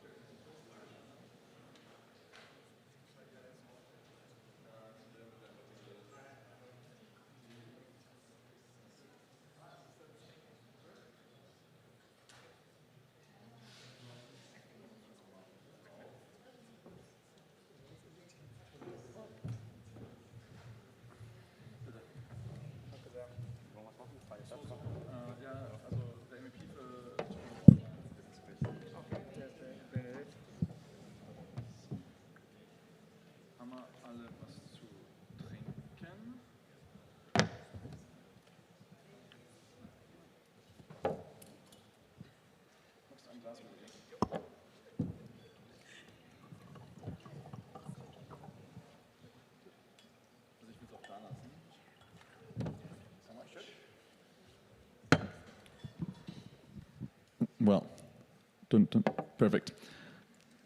I was offered at least like 5 tired cliches about hosting the last panel, but I think I'm just going to stick to last but not least. We're finally at the real nitty-gritty, electricity market design. I have with me an esteemed panel. To my left, Christoph Lessenich at DG Ener, in charge of internal market design, head of unit, I believe. That's correct. And another Christoph Gatzen from Epico. You're... Ah, shit. Ooh. Ah, you're on behalf of Frontier. Okay, my bad. On behalf of Frontier. And we have MEP Benedetta Scuderi from Greens EFA, Italy, who is connecting on the screens. So glad to have you. Is that a green background? Or is my... okay, well, doesn't matter. Either way, I think this panel couldn't have come at a better moment in time, and I realize that most moderators say this about their panel, but in this instance, I believe it to be true. Europe's electricity market integration is on the cusp of a new era. Norway is pushing back. Eastern Europe is pushing ahead, pushing for more, pushing for better connection to the European central grid. The Iberian Peninsula, after its horrific blackout in April, is potentially finally going to be able to leave behind its imposed island status. At the same time, here in Brussels, we're similarly on the cusp of a new era of regulation. DG Ener is working on a white paper on energy market integration that promises to be as impactful, I believe at least, as the 2012 Clean Power for All Europeans white paper, which ultimately culminated in the Clean Power package last decade. Acer is turning 20 by the end of the mandate, and there's a real question in the room on whether their competencies are supposed to keep growing or whether there is an error and a new regulator should be put in place to complement them. The governance regulation is being overhauled, and as many people in the room might know, before the summer, the Commission has been pushing to unify market coupling with the CACM 2.0 proposal, which was received in, well, let's just say it got mixed reviews. At the same time, we're going back to last decade. Capacity markets are seeing an unprecedented resurgence. And I think my last word would be that the bidding zone review has finally been concluded after 2.5 years. And last week, the Germans said that they would not accept the conclusion of the review and would not split their bidding zone. And I think that sets the scene quite well for, let's do 1 minute of intro statements each. Whoops, just grab the mic. I'm not giving you mine. Thank you very much. Yes, indeed, good introduction about the current state of the internal energy market. So why are we talking about a deeper market integration? I think where all of us are coming from after the energy crisis is very much a focus on affordability. Now, during the crisis, affordability was basically translated into people spending lots of time checking wholesale prices, you know, seeing them go up, down, checking 3 times a day, mostly with shocked faces. Now, the overall affordability puzzle is, of course, much broader than that, because what translates into people's bills is not just a wholesale price, but it's also the total system costs. Now, if we look at total system costs and how they are generated, it is a lot to do with how we use our grid, how we manage our grid, how we develop our grid, how we invest in our grid.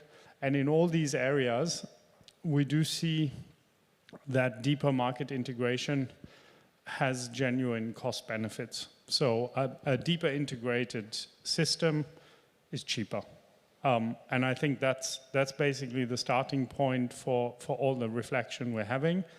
It is certainly the case that already the internal energy market that we have, and we're not starting from zero, we have full market coupling by now. ACE has estimated the total benefits of EU market coupling compared to isolated markets at around 34 billion euros per annum.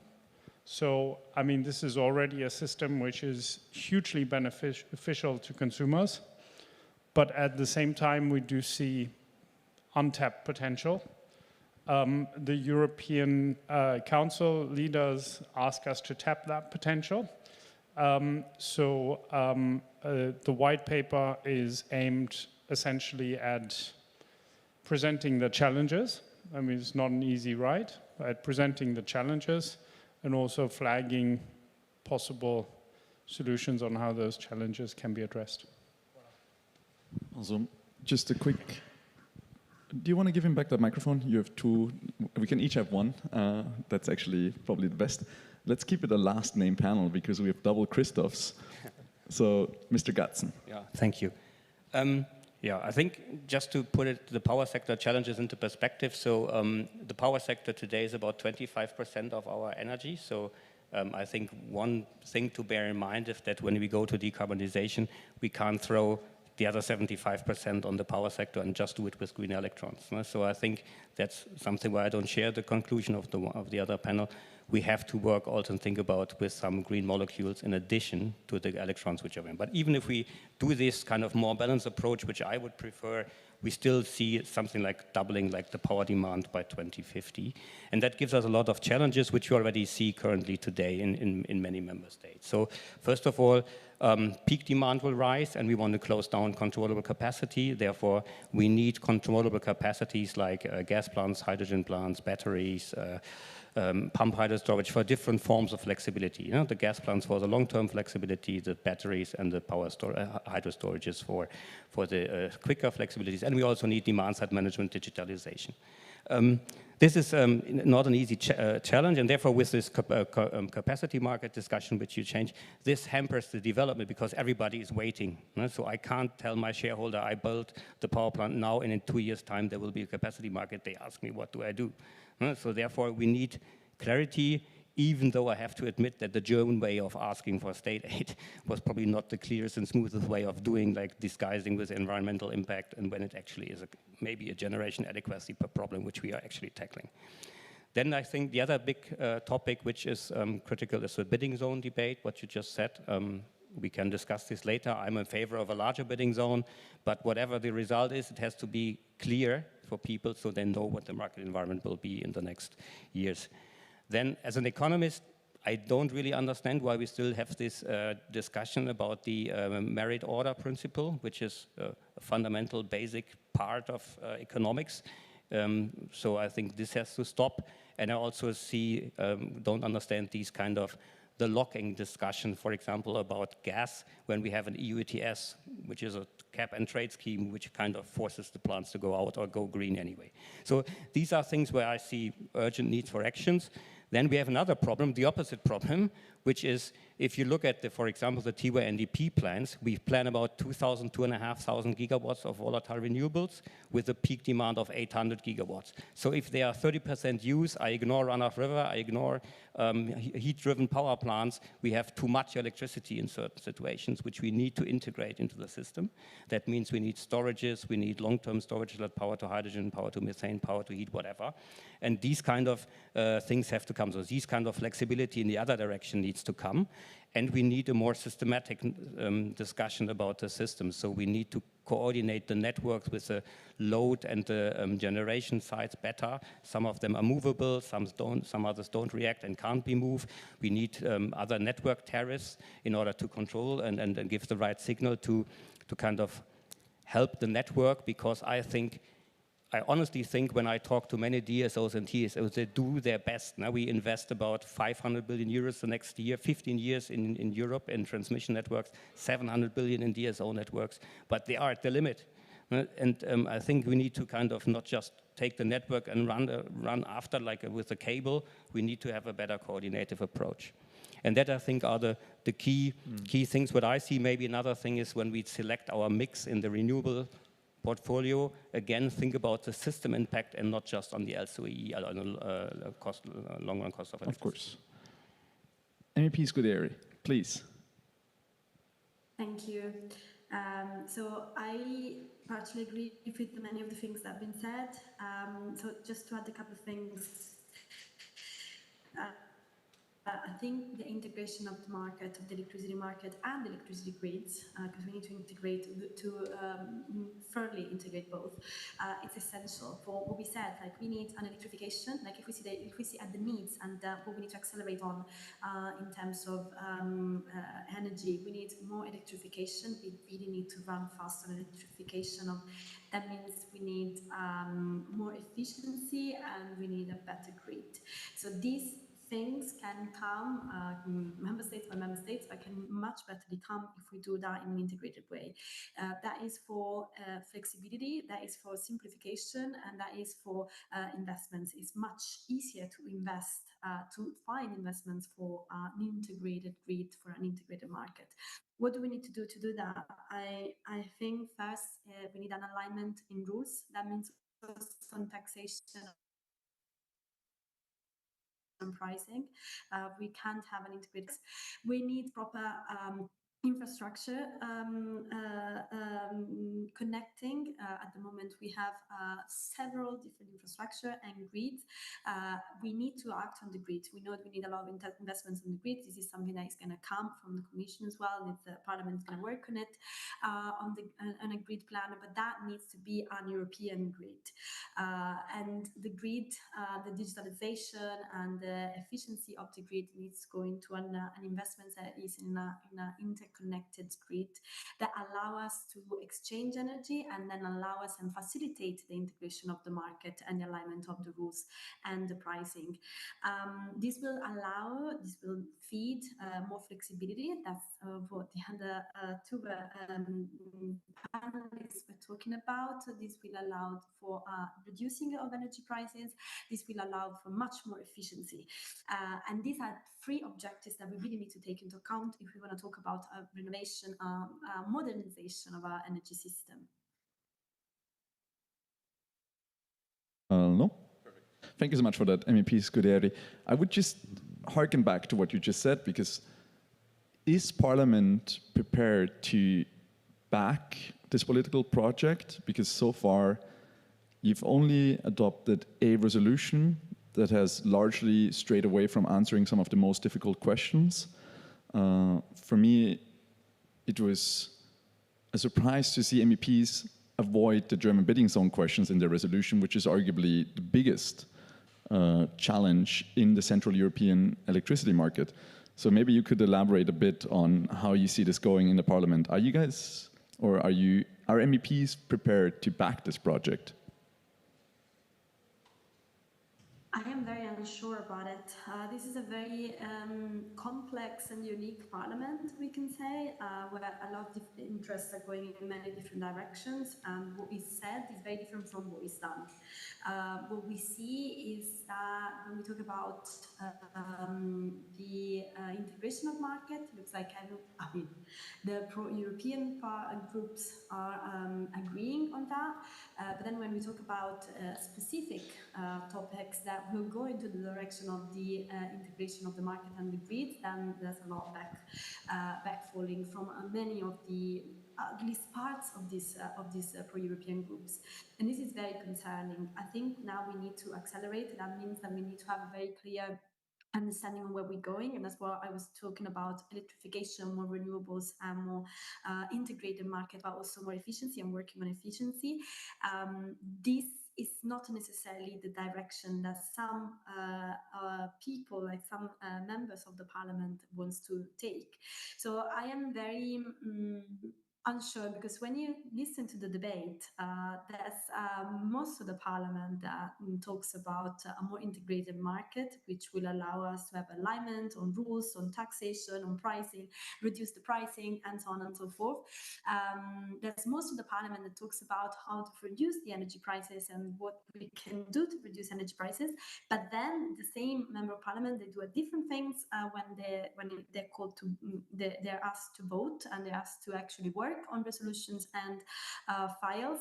And that is also like a completely different approach when we go into the member states. It's from similar parties of this member of parliament, because what we are seeing now, which concerns me the most, is a complete disalignment from the European objectives and the European work with the member states' work, where we know we want to go towards an integrated market, to an electrified market, more renewables, and there are some member states that instead are working on something completely different locally. And I think on the top of an alignment in the parliament, we really need an alignment with European objectives and member states' objectives.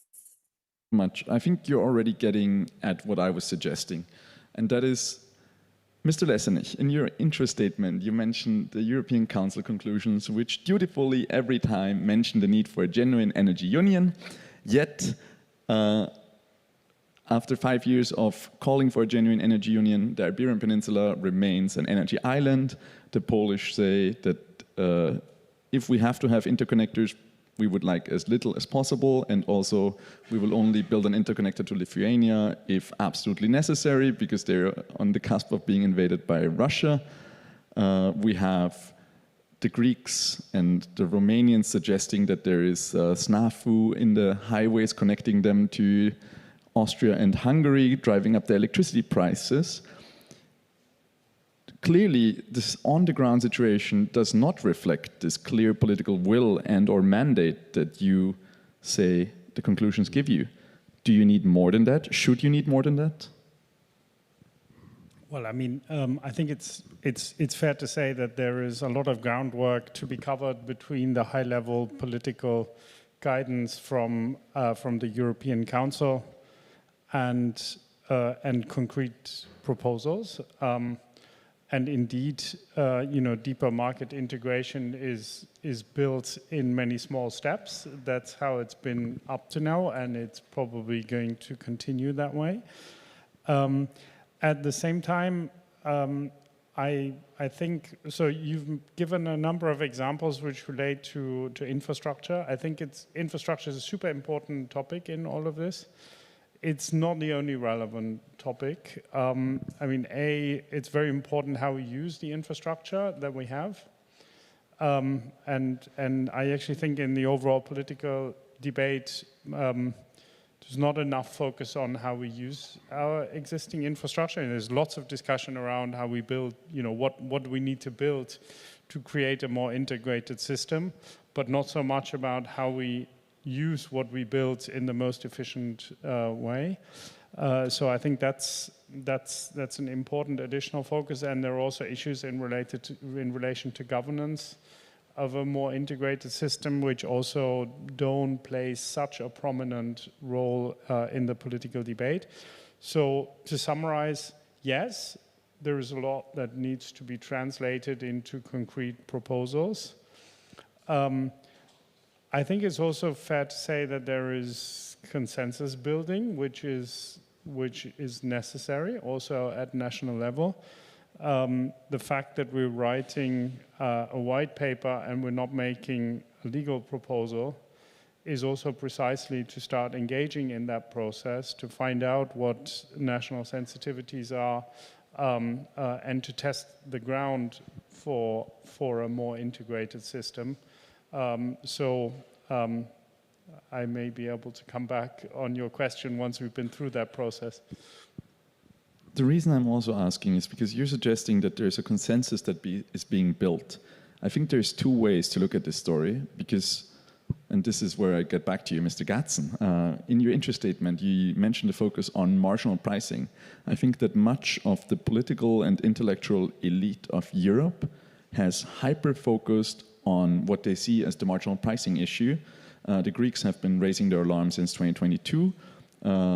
Mr. Draghi, famous for your energy commissioner, who makes the good point that we have 100 electricity highways and we need 200 and we currently only use 50, I believe is what he says, also always insists that he had to swear in on the Draghi report as if it were a Bible when he became commissioner.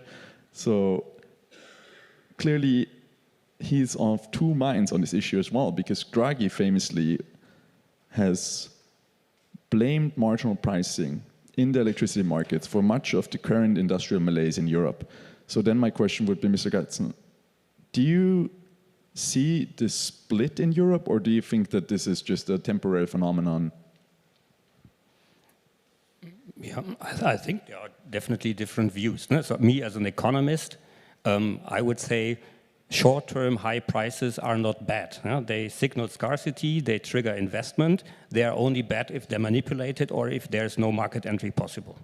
So therefore, as an economist, it's good to have these price signals and then open so that people can invest into these flexibilities we need. And then my answer is, if I have a problem with higher prices and if I see them, it's probably due to market structure. I change the market structure. I don't cap or doom the principle, which is basically used in our lives 100 times a day. Yeah? Marginal price is a normal economic principle of how things are traded and sold.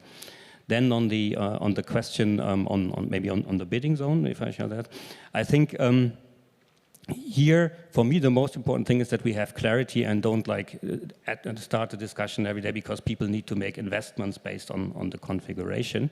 And I personally think it's better to keep the bidding zone because Germany is one of the largest forward markets liquidity, so it has a signaling and a big role in long-term power trading.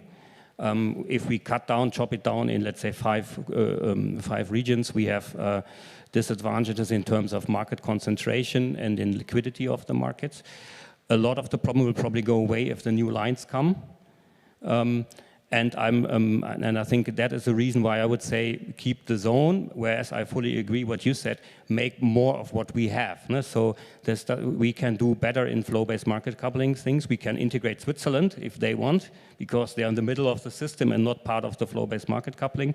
We can also improve and sell better the flexibility. So there are things to improve, and I would shy away from enforcing the Germans to do the bidding zone split, because then I know what happens. Then Mr. Söder comes and said, I'm the protector of the Bavarian car industry, and the Europeans want to make our power prices higher, and then we lose European identity, which we need now in a world where we have a lot of global conflicts, where we need a strong European identity. But you're making two arguments, and I just want to challenge that, because you're making an economic one and a political one, and the political one I can't challenge because I'm not a politician, but to me it is ludicrous to claim that you need an a market of 80 million customers, when the French market with its 50 million customers is A, next door, and B, a North Rhine-Westphalian bidding zone together with Lower Saxony maybe would still be like 35 million people and a lot of infrastructure, very dense. I'm not entirely convinced that this can't be hedged against. I don't see why you need the full 80 million. It just needs change. It's not. I don't say it's impossible to do it. No, that's what I said. I think I would keep the zone because I shy away from the transaction cost and the political fallout.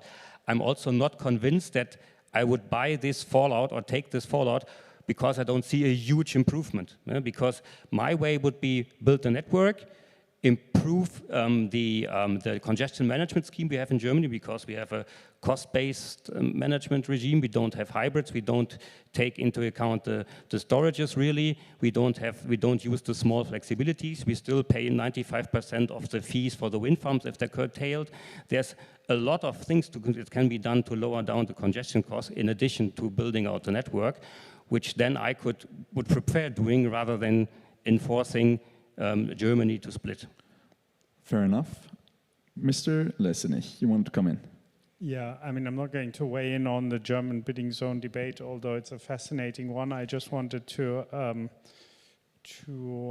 clarify one point, because in this debate, there's always a lot of talk about forward markets and protecting forward market liquidity. And protecting forward market liquidity is, of course, a very important issue and concern.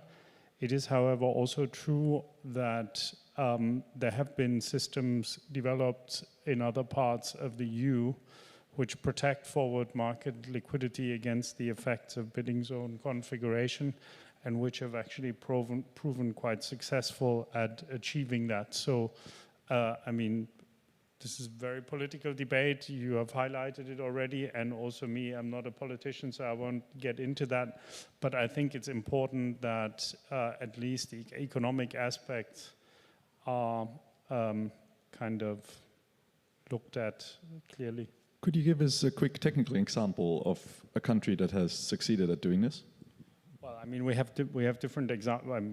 There's not so many countries in the EU which have undergone bidding zone splits. We have a good example in Sweden, in the Nordics. We have an example in Italy where the bidding zone split is effective on the producer side, but not on the consumer side. Then yes, indeed, as you say, there's been a bidding zone split of the German-Austrian bidding zone, but in particular in the Nordics, I mean, we have seen virtual hubs emerging, and essentially the objective that was pursued with that was to protect forward market liquidity against the effect of the creation of the smaller Swedish bidding zones, and it actually proved quite successful at achieving that aim.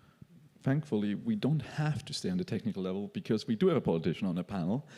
MVP Scuderi, my question to you would be, Italy has undergone the long and arduous journey of splitting up its bidding zone into, I think it's 6 pieces, all to sort of comply with what was expected of European electricity markets at the time. Austria itself has been forced to split off from Germany. You, coming from the 3rd largest European member state, why do you think Germany should be sparred on some local Bavarian political argument? Do you guys get mad about this? There's a lot of things we get mad about.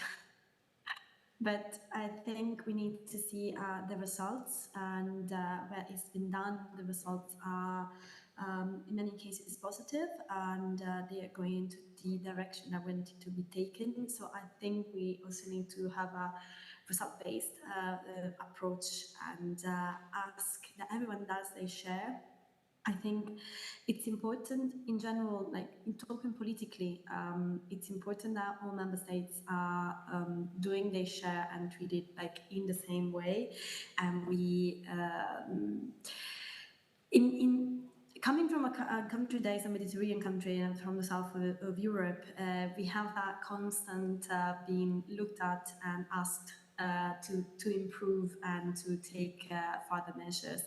And I believe that for a European unity, to pursue a European unity, which is also like a stake, put a stake, the unity of the market, the integration, because the political integration and the political unity are a basis for any kind of integration, of technical integration. If we don't have a political integration, if we don't have a political unity, then it's really hard to think that in the parliament we will want to achieve a unity that is a technical unity, a market unity. And to do that, I think the rules need to apply equally to all the member states, and we all need to do our shares. So when we look at the result-based approach, and we see that where the market was the bidding area were split, it's been like positive results. I think that in that case, all the member states should do their share and go towards that direction and see if we can improve the results. Mr. Gatzen, you want to comment? Yeah, I think there are, as I said, I think my option would be to use less invasive instruments, because I acknowledge the problem that we need a locational signaling. No? So I would do that with regional grid tariffs, with time-dependent grid tariffs.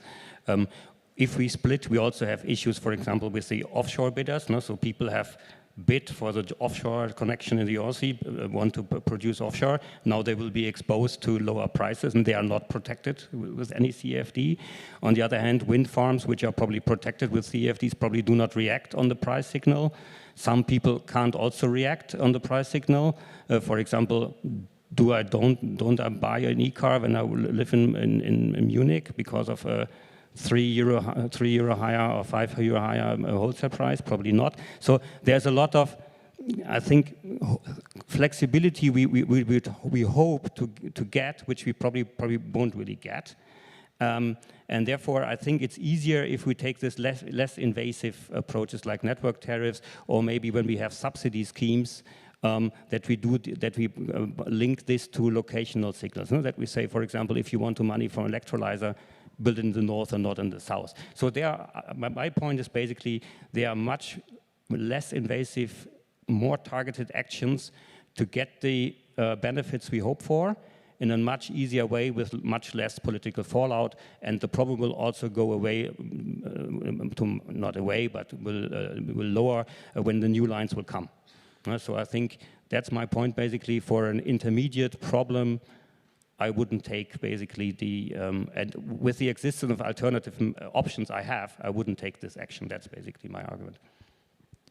That's a legitimate view, and I think that may be the final compromise. But I mean, you have to understand, bidding zones in some way are also just a milestone on the way to nodal, which some suggest, Carsten Neuhoff, that might be the optimal end state.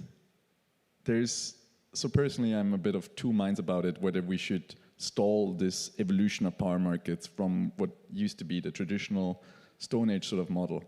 But I have one question from Slido that I think a lot of people in this room have on their minds, and I was so far too polite to actually ask about it. Mr. Lessenich, this one is from Hanne Thomasen Inderhoek. I don't know how you pronounce that. When can we expect the white paper on the market design / market reform, and what will it touch on? You will need to have a little bit of patience to find out what it touches upon. As regards the timing, I would expect it to come early next year. And then I guess this is actually a good question for MEP Scudieri. From Mark M.K. Gills, is ETS and electricity generation achieving its goal? The price setting in the electricity market inflates the actual CO2 cost in electricity prices, which creates a financial barrier to switching to electricity. Basically, the fact that when coal or gas set the prices, you can feel the ETS in your final bill that much more. Yeah, I mean, that is not just for the ETS, that is a problem in general. When coal and gas set the price, we have a problem with lowering the energy prices and understanding the benefit of renewables. We know renewables can set a lower price, that is clear, and if our energy market is basing the price on coal and especially gas in this moment, that is the biggest problem, then we have a problem, and that is just stopped by what is happening with the ETS. So I think this opens a bigger debate, which probably we shouldn't be opening now, on the decoupling or understanding different ways to have renewables setting their own price and renewables setting the electricity price, which for me will be a bigger development of renewables. If we can allow for a bigger development of renewables, then we can allow for lowering the energy prices, we can allow for them to set the electricity price, and solve also this bigger issue of the ETS. But in general, I think the ETS is a measure that is giving us some benefits, especially into the development of new source of energies, because it's a push for and development of renewables. It needs to be improved, and it needs to be better backed by something like CBAM, for example, for what comes from outside of the European Union. Conscious of the time, and given that Mr. Lessenich has also asked to quickly comment on this, I would just get right in there. Yeah, I mean, so first of all, very much understand the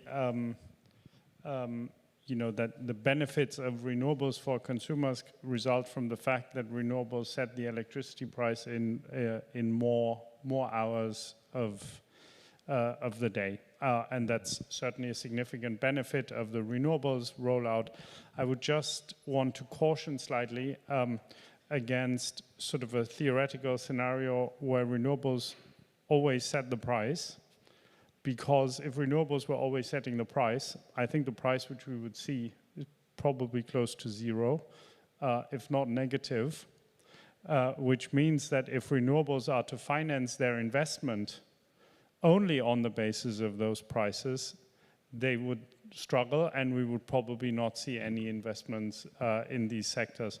So the fact that there are hours in time when fossil technology sets the price is also a necessity in order to make renewables a viable technology. If they would never do that, then essentially member states would have to cover the difference via renewable subsidies, which in the end would not be of much benefit for consumers.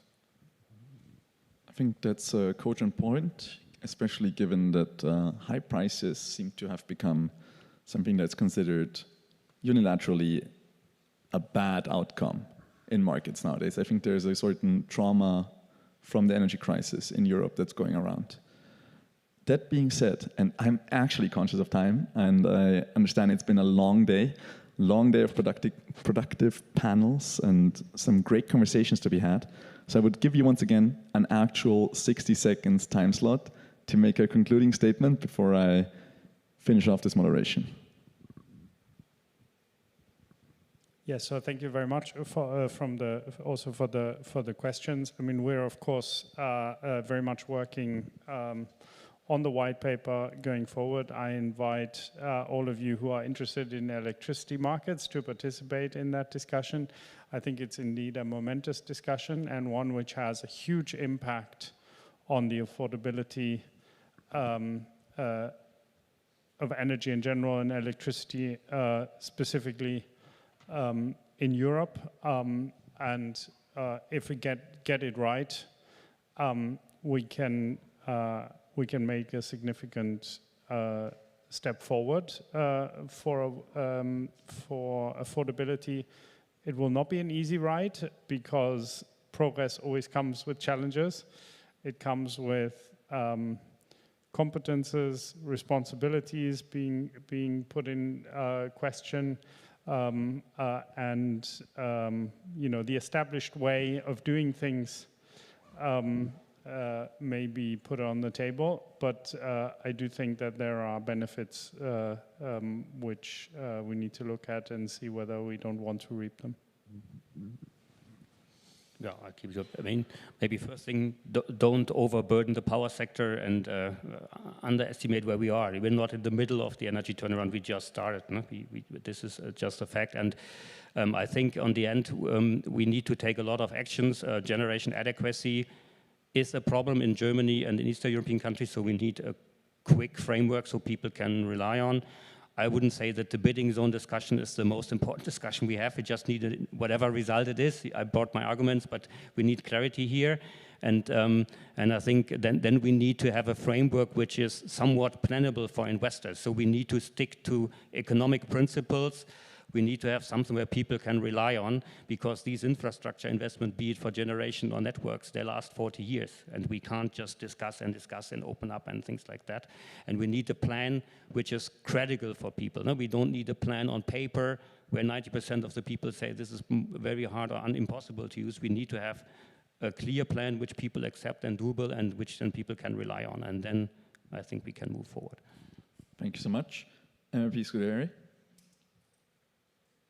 I completely agree on the fact that we need a plan, clear objectives, clear direction. This is what Europe should be providing and should also ask everyone to follow. At the moment, we have some of it, but we are still lacking proper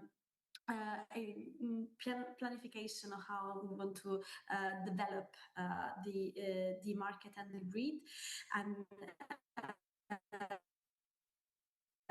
this is something that it's also giving the signs for their own objectives, and this is something that we can't allow at this stage. So I think I hope that in the years to come we develop this clear plan, we stick to our objectives, and we go towards a better integration for a much more efficient and flexible energy market.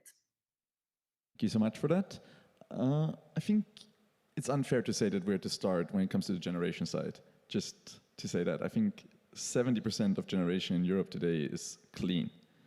I don't think that it's fair to say this is the start. Of power generation? Yes. Yeah, but that's 70% of 25%. This is, what is it, 20%, so 80% to go. This is, for me, a start.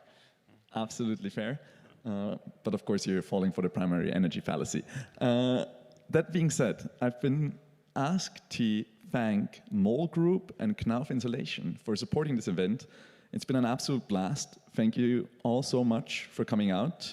I believe those who stuck it out until the end will get rewarded with a networking lunch next door. Thank you all so much, and let's have a hearty round of applause for our panelists.